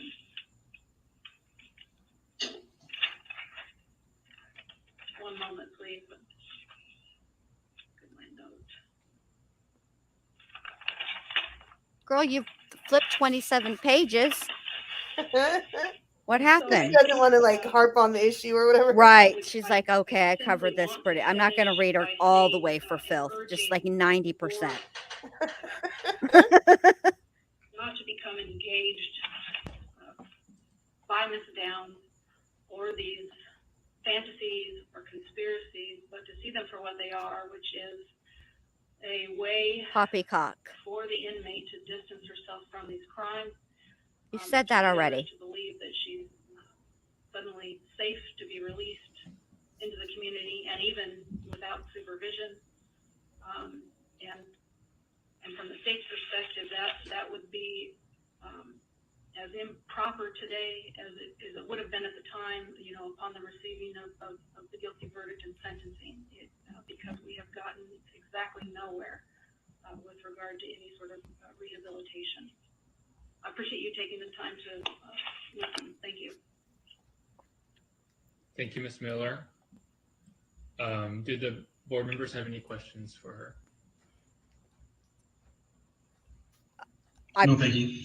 I'm pretty sure I have she was. one question. Oh, And DDA Miller, the only thing I wanted to know is, can you confirm what your office's kind of final understanding of the motive was in this case? There was 6 weeks worth of testimony and evidence presented to the jury in this case, who found Ms. Downs guilty beyond a reasonable doubt of murdering one of her children and attempting to murder the other 2. Part of that evidence was the fact that they had uncovered communications and so forth between Ms. Downs and a love interest who was not interested in having children or raising children. And of course, at the time, she had 3 children. So if that's your question with regard to motive, then that was part of that evidence. I hope that helps. It did. I just wanted to get kind of, because I read through all the documents, but I just wanted to understand what your office's perspective of the final kind of decided motive was. that was it. But I think I got it. Thank you. Hey, Yeah, Corky the S. fact finders No, I used can't. Information and evidence, and some of that evidence pertained to. Can you imagine during the lockdown, because of the quarantine, because of the. Did not want and was not interested in having children, and those communications resulted in some evidence in that regard. And then, of course, fantasy with Ms. Downs surrounding that. She already said she had 2 other guys on the back burner. I don't know what you're talking about. And I don't believe I saw the other board members shake their head when I asked if there were other questions. I don't believe there are any more questions for Ms. Miller. Okay. Seeing none, thank you, Ms. Miller. We appreciate your participation. Thank you, Miss Miller. Ms. Downs, It was an excellent review. The opportunity to respond to Ms. Miller's comments. You probably If you choose shouldn't. to do so, please direct your comments to the board and not to Ms. Miller herself. No. What? Okay. Well, we will also give you the chance to make a closing statement if you choose to make a closing statement. Oh, God, here we go. So if you do want to make a closing statement whenever you're ready, please do so before the board deliberates on your case. They said I couldn't exercise restraint. You see, fuckers, I just exercised a great deal of restraint. My closing statement I'm about is, to not be restrained now, just so you know. Brace I'm yourselves. 65. I've been in prison almost 37 years. Uh-huh. I have reflected. Contrary to popular belief, I've done nothing but reflect. I've spent many, many years in ADSEG, all by myself, single-celled, and that gives you 24 hours a day for 8.5 years to reflect. I think about my kids every day. I worry about them. I pray for them. I hope for them. I think after 37 years in prison, at the age of 65, I agree with Dr. Guyton. I'm low risk for violence, low risk for danger, low risk for anger.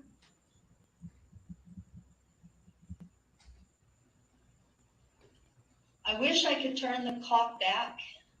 Did she say and cock or clock? undo everything that was done, but I can't.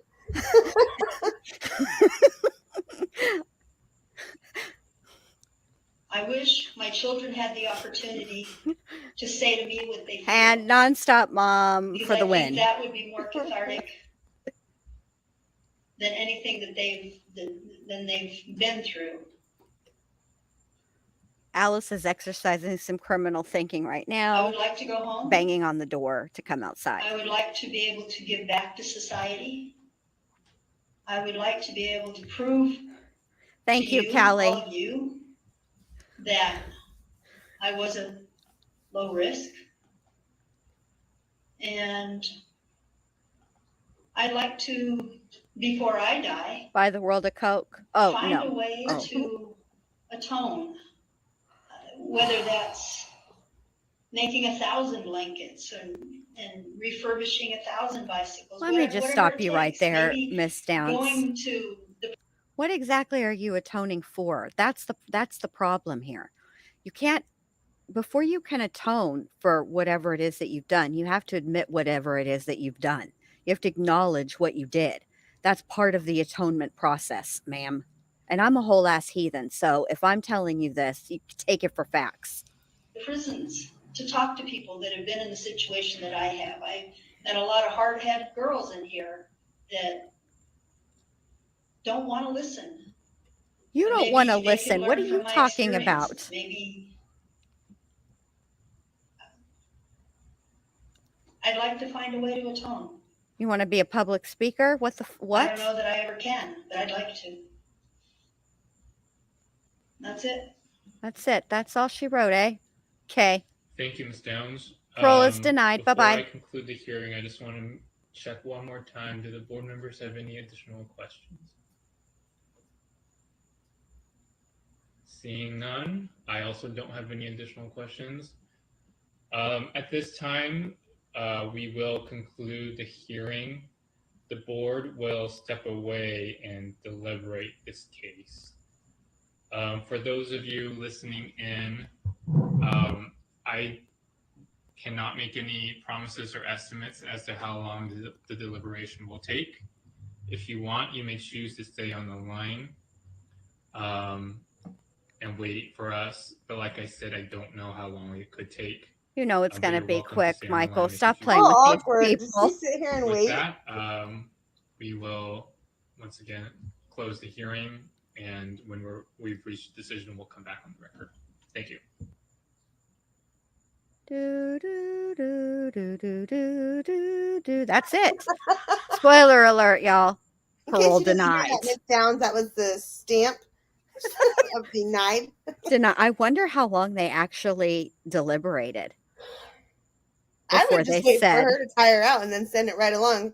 Have like the officer guy, the poor guy doing his rounds that night, tell her. As you can see, our dear Christine G, that's me, chooses avoidance as her coping mechanism. I'll send a text. I have occasionally employed that method of coping myself. Okay, I have things to say now. Okay, so whoever was bringing it up about, is she okay? I wish that you guys could have seen the letters that she wrote. She didn't just write to the FBI. She also wrote to like the Lagarda or whatever it is, like who is it? Like the Swiss law enforcement. she wrote to like this organization about her claims that she was King Michael's daughter, or whoever told her she was King Michael's daughter, denouncing Rebecca Babcock as an heir to the rights that she would have in that country when Diane died. Like literally she's like saying this, gosh, and I wish you guys could read it. She's saying it dead serious. She's also saying things like, if this person, if Michael Hart, did he know that I was King Michael's daughter? And if he did, then did his wife know? Question number 2, if his wife knew, then did he decide he had to kill the wife? But why would he do that if she was also the daughter to King Michael and the heir to the throne? Or number 3, and I mean, she was serious. Like she was saying these things. She was saying it in the tone in which I report on the West Memphis 3. Very seriously. Like she was, these questions are out of this world. Correct. Conspiracy levels. And yes, when I saw the video, I literally got to about 17 seconds in, and I sent Jen Lou a text. I said, hey, are we making fun of somebody that's really mentally ill? Like, because that's how I felt. The questions were so uncomfortable that I felt like I was literally making somebody with a mental disability. Like, and that's taboo. Like nowadays in our country, we do not make fun of people with mental defects, like that are actually sick. We don't call them the R word. We don't point at them. We don't single them out. Like they have a lot of rights. Like we give them care. We give them mental help. People that are really sick, like schizophrenic and ill, mentally ill, and that's how I felt after I read those questions. I was about on question number 2, and I sent Jen a text like, hey, are we making fun of somebody that can't walk straight, that only has one leg? Like that's how I felt, right? Yes, you did. And I mean, it's all funny. It's like fun and games, but I really think that, like, in nowadays, people like this, I think they just don't slip through the crack as quickly. And I think in the 80s, she kept like floating by on life because nobody wanted to. Somebody said like okay bird, okay crow. Oh gosh. Somebody said like the counselors don't get paid enough for this. Like I literally think that. I don't think that she literally ever had a doctor that cared about treating her, that, cared about. She's hard to like. And I think that her doctors might have felt the same way. Like she was part of their caseload, and they just wanted her to go away. She's not likable. I just think, I wonder, if she wasn't considered very attractive back then, and like nowadays people don't slip through the cracks so much, like could this have been caught as a mental illness, Right.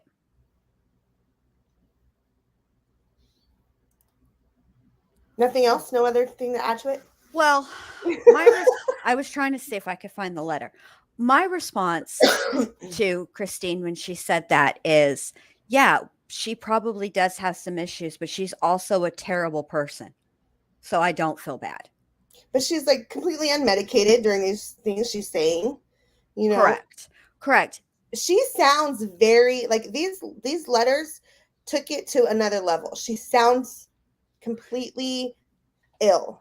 So, yeah, she does. Okay, the best way I can equate it is, remember when Eileen Warnos decided that she was going to stop all of her appeals, and she wanted them to execute her. And then they had to evaluate her to see if she was even capable of making that decision, which I found ironic, given the fact that they said she wasn't even a victim. We didn't want to hear any of it, right, about her being a victim of stuff. But I thought that was interesting. But so remember that if you've seen that documentary, he's at the prison and he's speaking to her, and she's talking about like the way that they send radio waves into her brain and stuff like that. It was sort of like that. But what's weird, okay, so yes, she's writing this letter, and yes, there are some like fantasies in there, okay? But at the same time, even though it's obviously a fantasy, and I don't know how to explain it, because there was such a weird dichotomy, because there was a line of actual rational thinking. The questions that she was asking, right, don't make sense. There's no way. I mean, okay, in the world, anything is possible, but is it probable, right? So Mhm. no, it's not very probable that she would be King Michael's daughter. Okay. And so on that level, right, it sounds so bizarre. But at the same time, the way that she ordered the questions also is indicative of Like dementia or schizophrenia or something. no, I don't think that I don't think it's either one of those. Honestly, I think that it's more I'll tell To you me, what I it wasn't like believe. a story. Like she wasn't. To me, it was like this woman. Like They, exactly, like an organized delusion, cement shoes. It was organized. It wasn't anything like it was yeah, that's the best way I can put it. It was an organized yeah. It's almost like what she was trying to do is she has told herself, this is where the dichotomy is. Diane Downs was there in that vehicle. Okay. Diane Downs knows exactly what happened. She hasn't forgotten. She knows exactly what happened. But your brain is an amazing thing. And we don't even know all of the things that it does and all of the things that it is capable of. I think she was But sick then. I think that she was ill at that time. Like, you know how people have like early onset, like I mean, it's possible, but it seems to me more than anything else, what I took away is that she has distanced herself so much from the crime that she committed. It's almost like dissociative identity disorder, only I in this, she yeah. created an alternate reality where there is an actual person or persons who targeted her and her children because she will not allow herself to accept what she did. I agree with Callie. Prison exasperated something that was already very sick. And then she's not likable. She never had a doctor that cared, that liked her, that could deal with her. Yeah. She's not likable. No, she's not. She's not. I think that like nowadays this her illness would have been caught. Hopefully, I things nowadays everybody can say what they want about like CPS and stuff, but I think nowadays she wouldn't have gone. How old was the oldest one? 8. She wouldn't have had 8 years with no intervention, like supervision. Like she was ill. She wrote to like literally, I think it's like Lagarda is the she wrote to the law enforcement Mhm. agencies in like Switzerland or Ireland or wherever it's from. And okay, so let's just say like Interpol. She wrote to Interpol. Right. It's very serious. Um, like it was like 8 questions, and it was just like this took it to a whole other level. Like, okay, write a letter to the parole board saying all this shit, but she took it to a whole other level. She did. She did. And but what I find interesting is that she was evaluated for 8 hours. And I'm not trained in in psychology, any of it, right? But I do believe in the people that it is a specialized field to work with people in prison, period. Like in any capacity, whether you're a guard or, whatever, but to be the person who interviews prisoners for their parole, it takes a special brand of psychologists, psychiatrists to be able to do that. I wish Dr. And B had come in for this part. I think we me talked about that. too. Me too. But what it seems like to me is that that's their profession, and there are tells when somebody is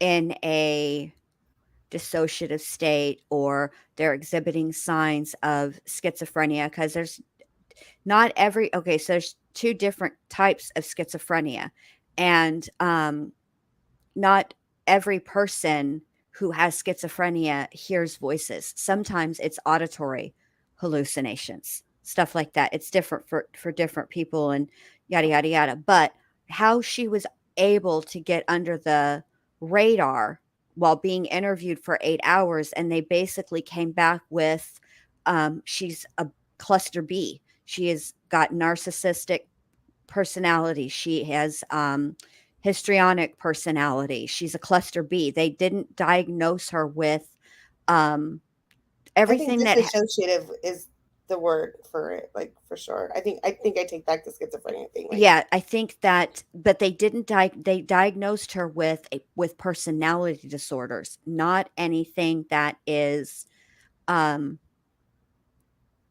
bipolar or what we think of traditionally as a mental health diagnosis, right? Where you would require medication. Nothing that she has requires medication. Otherwise, and the psychologist or psychiatrist that interviewed her was correct in her assessment in that Diane is not a violent person. She's not violent in prison because they're not the type of people that she would be violent towards. Diane is a danger to people in her closest interpersonal relationships, it reminds i.e., me of Lori Vallow. Like, and Lori Vallow was deemed like not competent to stand trial because she believed this for a weird hot second. shit. For a I hot think second. that like that level of whatever is right on course with Diane Downs, except that she goes 37 years in prison, which is already not the best environment. No, that's true. It just, snowballs into this, and she's ill. I do think that you're correct in saying that Diane Downs is ill. I agree with that. She is ill. What exactly is going on with her outside of the personality disorders? I just am very curious because she's going to be up for parole again fairly soon. So she'll have another evaluation, and I would be very curious to hear what that evaluation is, because what it seems to me like from listening to her review for the evaluation from the psychiatrist, it sounded a lot like what Dr. Curry said about Amber Heard. The flowery expressions, the everything is going great when your world is falling apart. It's a disconnect with it's about presenting a certain image versus being honest and about what's really going on with you. I mean, let's be honest. Let's just be honest about the situation. Amber Heard was being evaluated because because Johnny Depp was suing her for defamation, and yet she didn't want to acknowledge that. Most people, if they were asked that question, would be like, "I'm freaking the fuck out." This is huge, right? It's a big deal. So the fact that I would be curious to see. I do think that she definitely has some the type of personality disorders she has are difficult to treat because typically the patient doesn't acknowledge them and doesn't see it as a problem. So it's Mhm. hard to treat. Mhm. But she is where Diane Downs presents a continued threat to society is this. If she were to be released from prison, even if they waited until her mother had passed away, she has a brother. And I thought he died. well, she at that time in 2020 Okay. she had a brother. So at that time, they're concerned because the people that Diane rails against are the people closest to her. And the people that were the most close to her were her children, and now they are gone. So who would be the next person in line? Well, if she were paroled and living with her mother, it would be her mother. But the truth of the matter is that Diane Downs is a danger to anybody that she becomes in any type of relationship with, be it a close friendship or a romantic relationship. Mm-hmm. She is a continued danger. And Diane is also a fucking lying liar mouth who tells lies. So she knows that this is what's the dichotomy in her. Okay.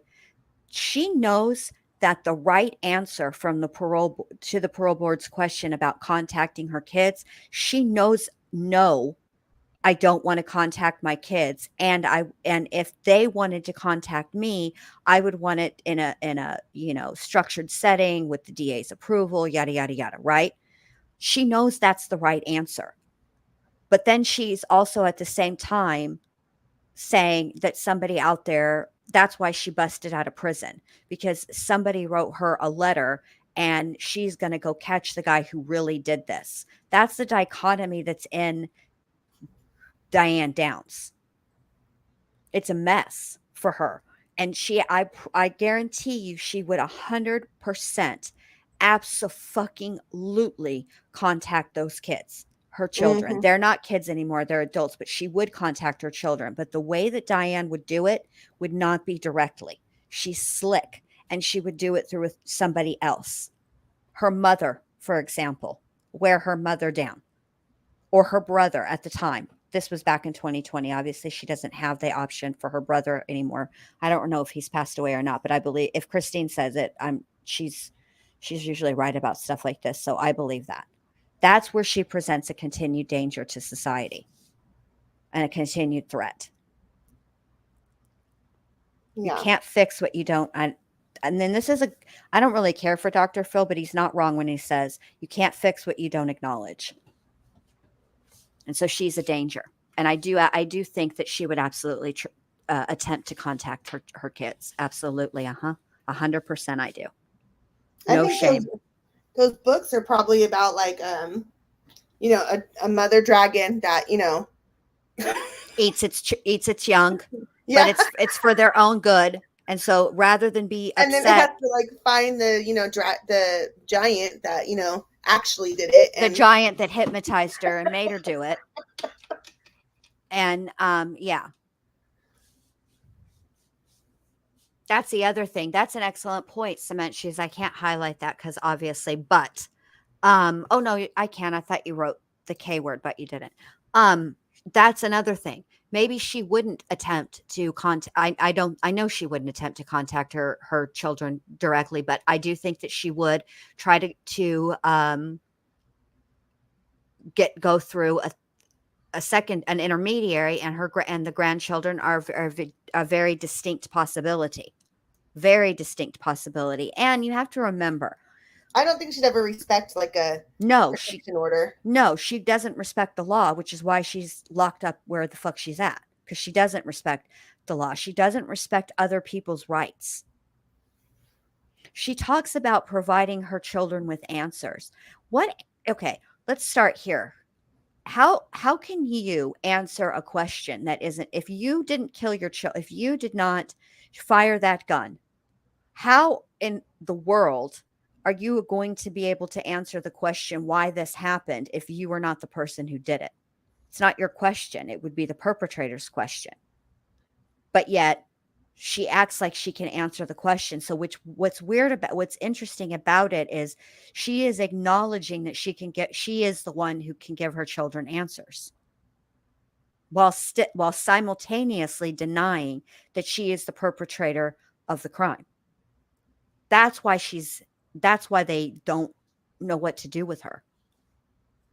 I think they must not like how do you even because like the things that like she just doesn't fit into any one, you know, box, you know, or square peg and whatever. Like Round hole. she just doesn't fit into anything because then like the things that she like thinks about, like the smelling the copper, or like, you know, somebody like, you know, unaliving her dad, or, you know, like just the things that she thinks about is just not,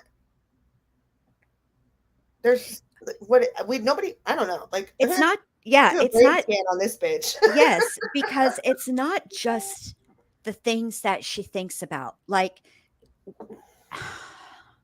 it is the things that she thinks about, and then and the way that she responds to questions. The She whole was totally like fitting her answer to like the asker. correct, but what was weird about it is the time where she decided it's why she decided in all the question that she answered that involved the smell of gunfire and the copper, right, had nothing to do with that, you know, but that is it's so it's just You know what? bizarre. Also, like, so, like, things like that also make me think that she's like, she takes pleasure in remembering it. Like, you know, like Yes. that kind of descriptive wording, like, makes me think, you know, like she like gets off to like reliving it in her head, Yes. thinking about the smell of the copper and the choking Yes. sounds, and, you know, Yes, because it is the it's weird that she is not emotion that's the time when you would be emotional, yeah, right? and she gets like heightened. Like, She's hyper about it, yes, I totally agree. excited about it. It's that's I think I think that's what separates and why she ends up with the diagnosis that she has, rather than like what we would think of traditionally, like she's perhaps schizophrenic, or she's got early onset dementia or Alzheimer's or something other than, not that the cluster B isn't a diagnosis, but something more concrete, something that she could be medicated for. That's why I think she's under the radar, because I mean they're schooled in hearing more than just the answer, if that makes sense. Like So I mean, like, there's other mothers like Susan Smith, and Mhm. like honestly, in my opinion, like Patsy Ramsey. Sorry, not sorry. That's my opinion. That also like had strange behavior. Casey Anthony, strange behavior. Well, I mean, you have to think about it. You think about it like this. First of all, and I'm not talking about in a self-defense situation where it's you or them, but to take another human being's life requires a certain, you have to be able to disconnect. You have to stop Mhm. seeing them as a human being. That takes that takes a different level of way of thinking, right? But then you add the layer that it's not a stranger. It is somebody you know. That's an even more special, different way of thinking. But then you add the third layer, not just that you know them, right?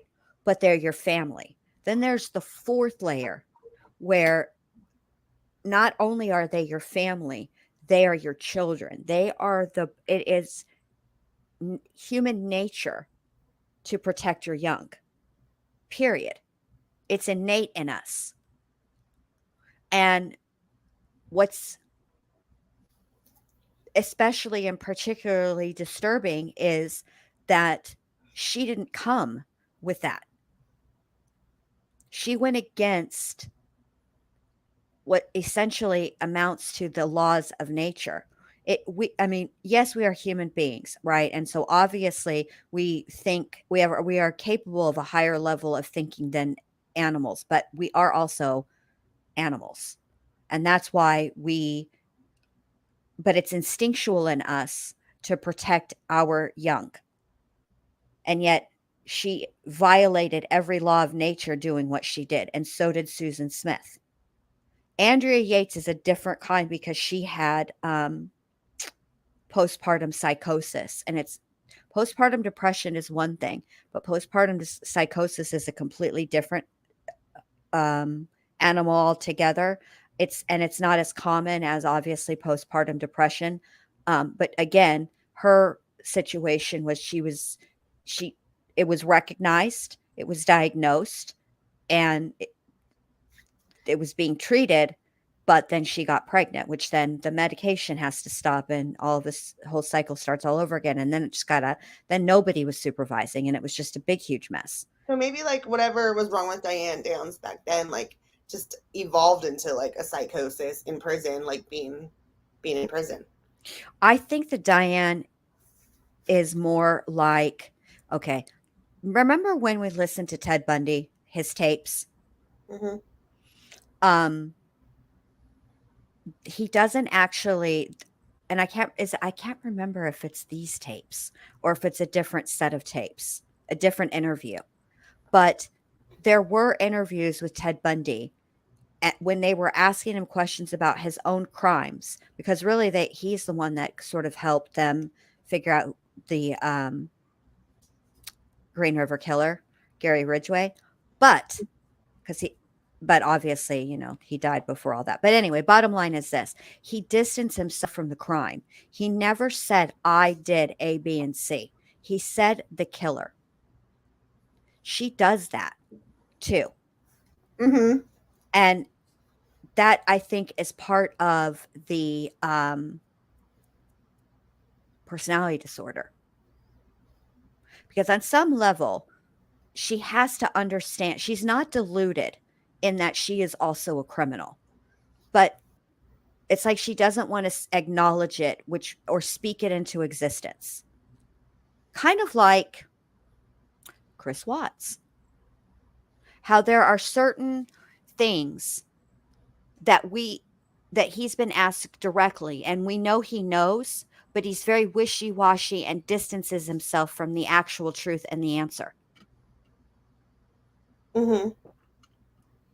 I think I don't know what Chris Watts has been diagnosed with, but I think Diane Downs has some traits of a psychopath or a sociopath, something like, you know what I'm saying? I don't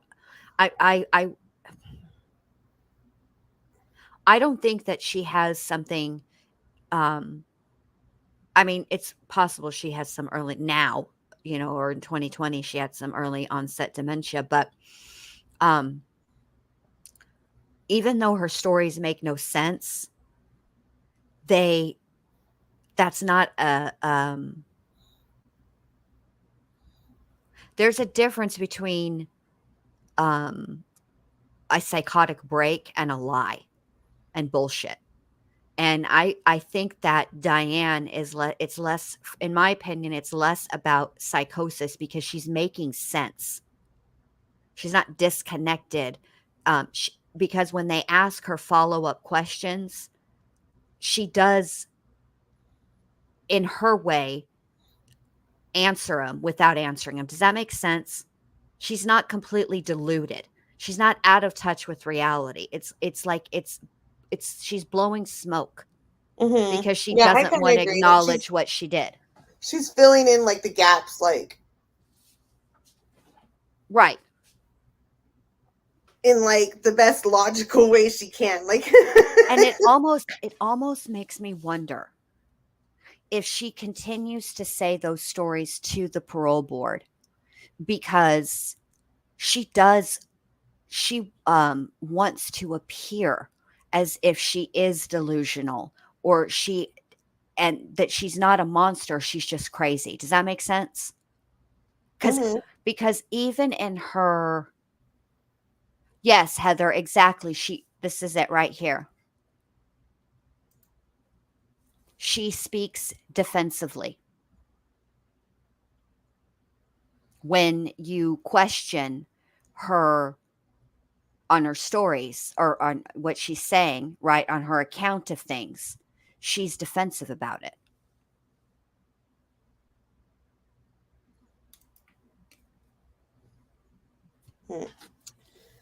I don't know.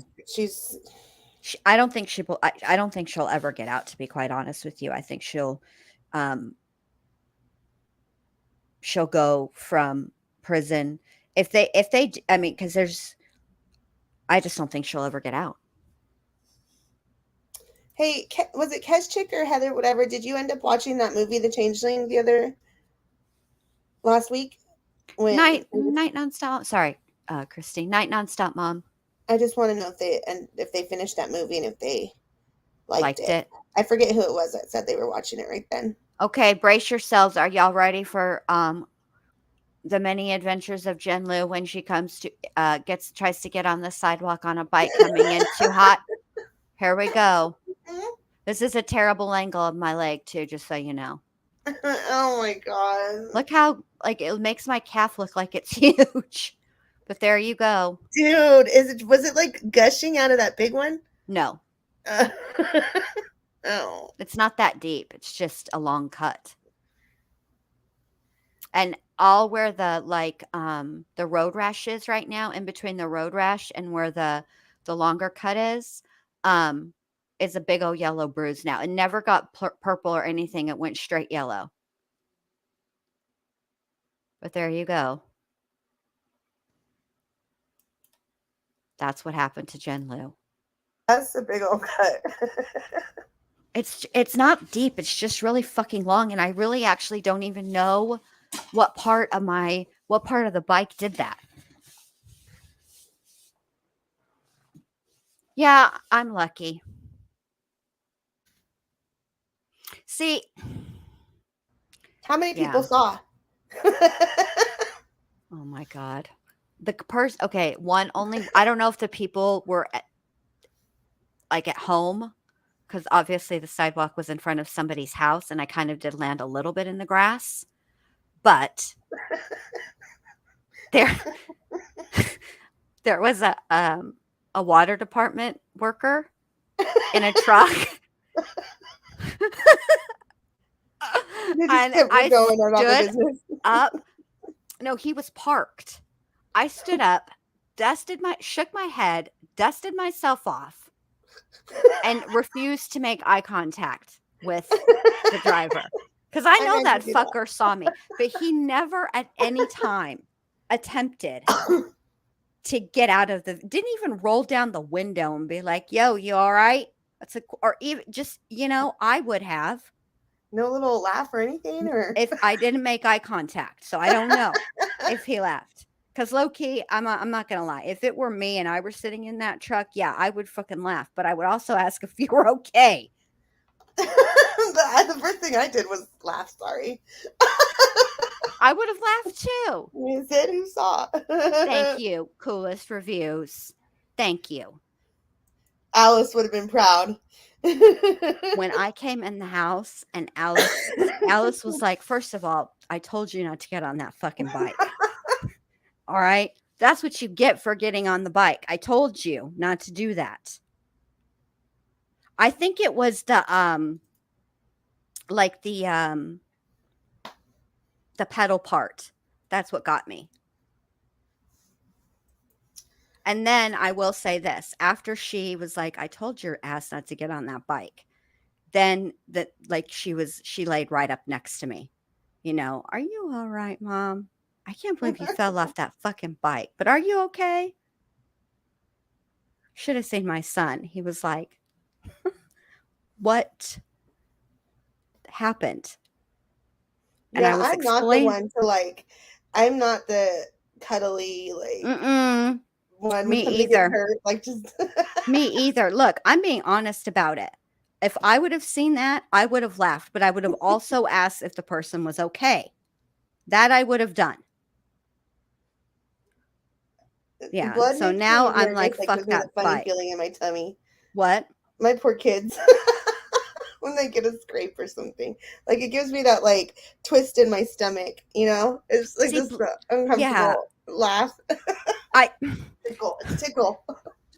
like I haven't ridden a bike in okay, I'm 45 years old. I think I was like 13 the last time I rode a bike. And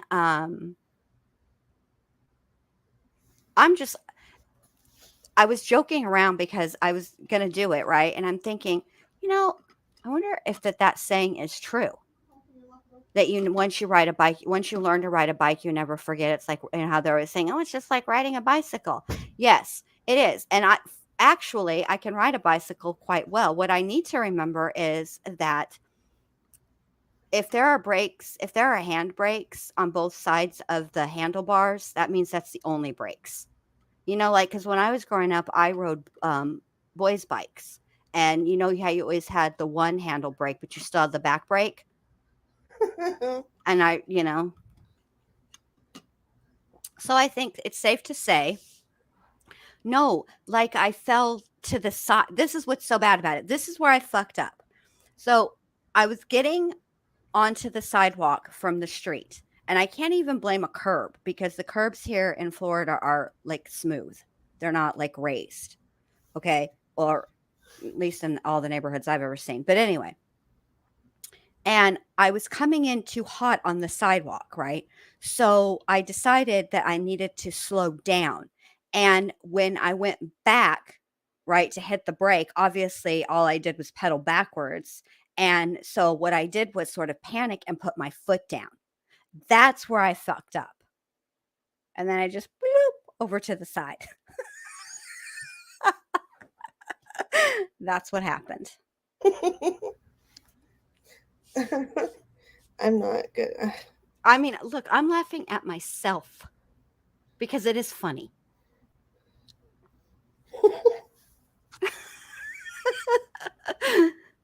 I'm just glad it wasn't me. You know, my dad, when I was a kid, he used to always say, and he still does to this day, he'd be like, you know what, babe?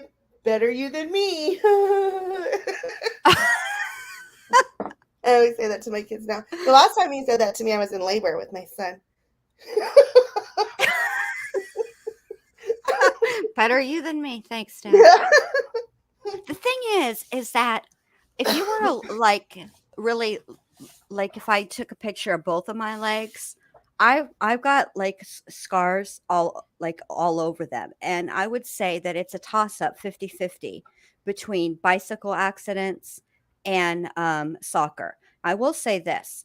The last time I took a for real serious wipeout on a bike, let me tell you what I had done. So I was young. I was probably like, I don't know, 9, maybe, probably 9, because we were still in Tucson. So before we moved to Texas, so I had to be 9. I had a very, very active imagination, and I wanted to pretend that my bike was a horse. So I got the jump rope and I tied it around the handlebars and I was steering like the reins, right? I think that's pretty fucking inventive.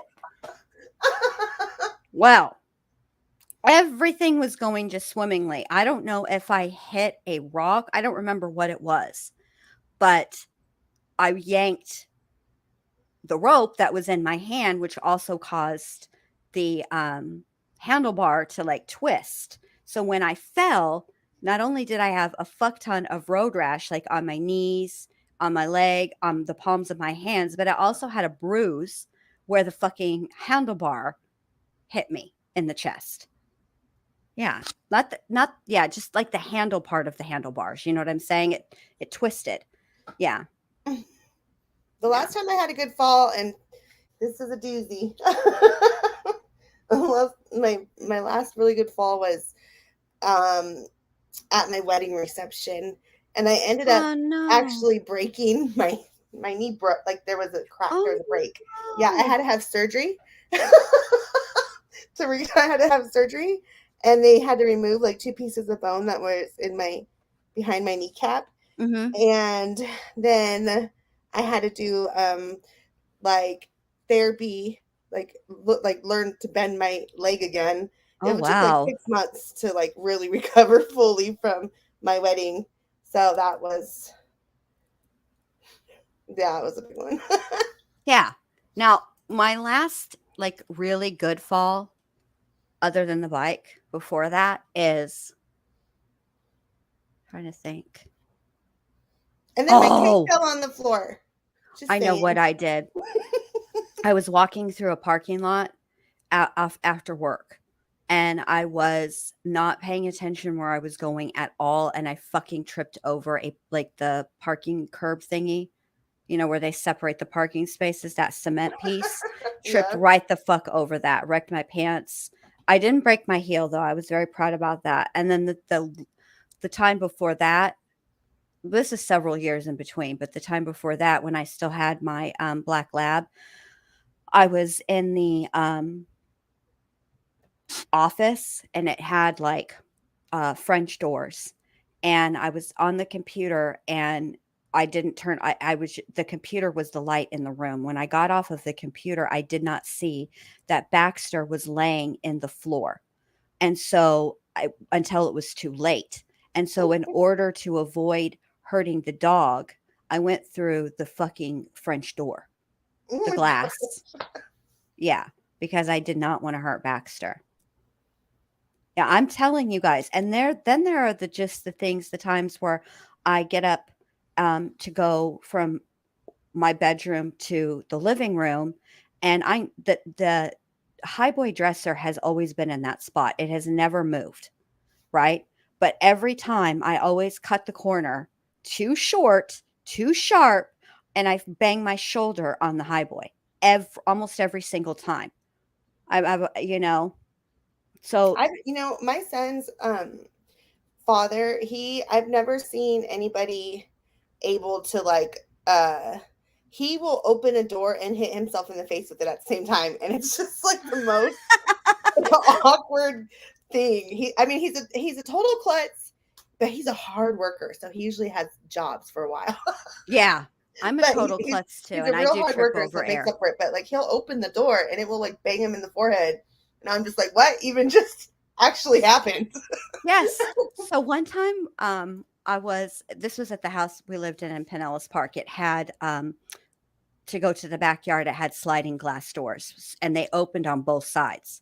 You could go out either side. And my son was standing at the patio, the sliding glass door, and he was like, "Hey mom, look at this." And I leaned in like an asshole and knocked the shit out of my own self. I hit the door. I leaned in too much. And you could just hear it too. Donk. My whole fucking cabbage rattled off. Like I didn't just lean in like a tiny bit, like I wasn't leaning in. I was going leaned all the way in, like there wasn't a fucking big ass door there. Bam! Smacked my whole cabbage, just rattled my brains. So that might, when I get off task and shit like that, maybe I have some frontal lobe damage. I don't know.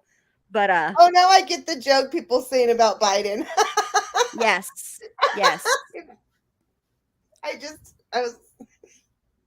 No, I fell off of the bike, but not like Biden, because the bike was moving when I fell off of it. I came in too hot on the sidewalk from the street. So I think what I'm going to do from now, I'm going to save all my monies, because I got my eye on this adult-sized tricycle with a basket on the back. Now, I'm pretty sure I could be safe on a tricycle. I think I could do it. With the sidecar? No, it's got like this metal basket in the back. I'm going to put Alice in there. I'm going to get like mosquito netting or something that you get, the stuff you put over strollers, and I'm going to set Alice in the back and cover her. That way she can't bust out of the metal basket, and I'm going to get her like a little sundress and a little hat. I love those Instagrams of the people that take their cats around. Yes, and we're just going to terrorize the neighborhood. Me and I love it. Jen, Lou, and Alice on a Good mission. idea. I think she would love it. I think she would love everything besides the sundress and the hat.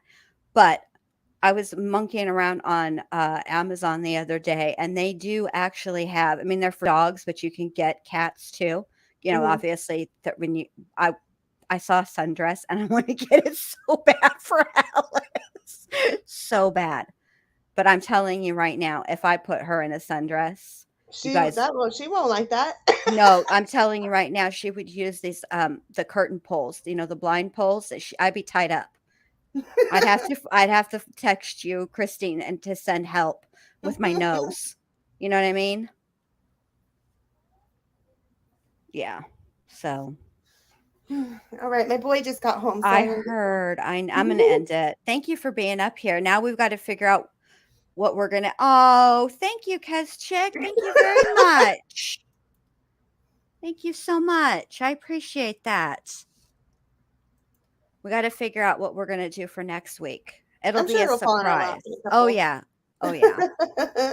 Thank you guys I so love the much. movie Home Alone. I do like the movie Home Alone too. Mhm. All right, guys. All Good right, you night. guys. Good night. I'm going to Talk to you end later. this. Thank you, Christine, for being up here. I'll talk to you later, okay? All right. All right, Bye-bye. bye. All right, you guys. Well, that's our episode for this week, which was supposed to be on Sunday. Thank you for being patient and waiting for it till tonight. I will be live tomorrow, but I don't know with what. Because I'm debating. There's a trial that's going on right now, and I kind of want to check it out. So I'm going to watch the trial during the day. And if I think it's interesting, I'll play it tonight, tomorrow night. If not, I'll just go live and we'll do something. Who knows? All right. You guys stay safe out there on these YouTube streets, and I will see you tomorrow night. All right. Bye.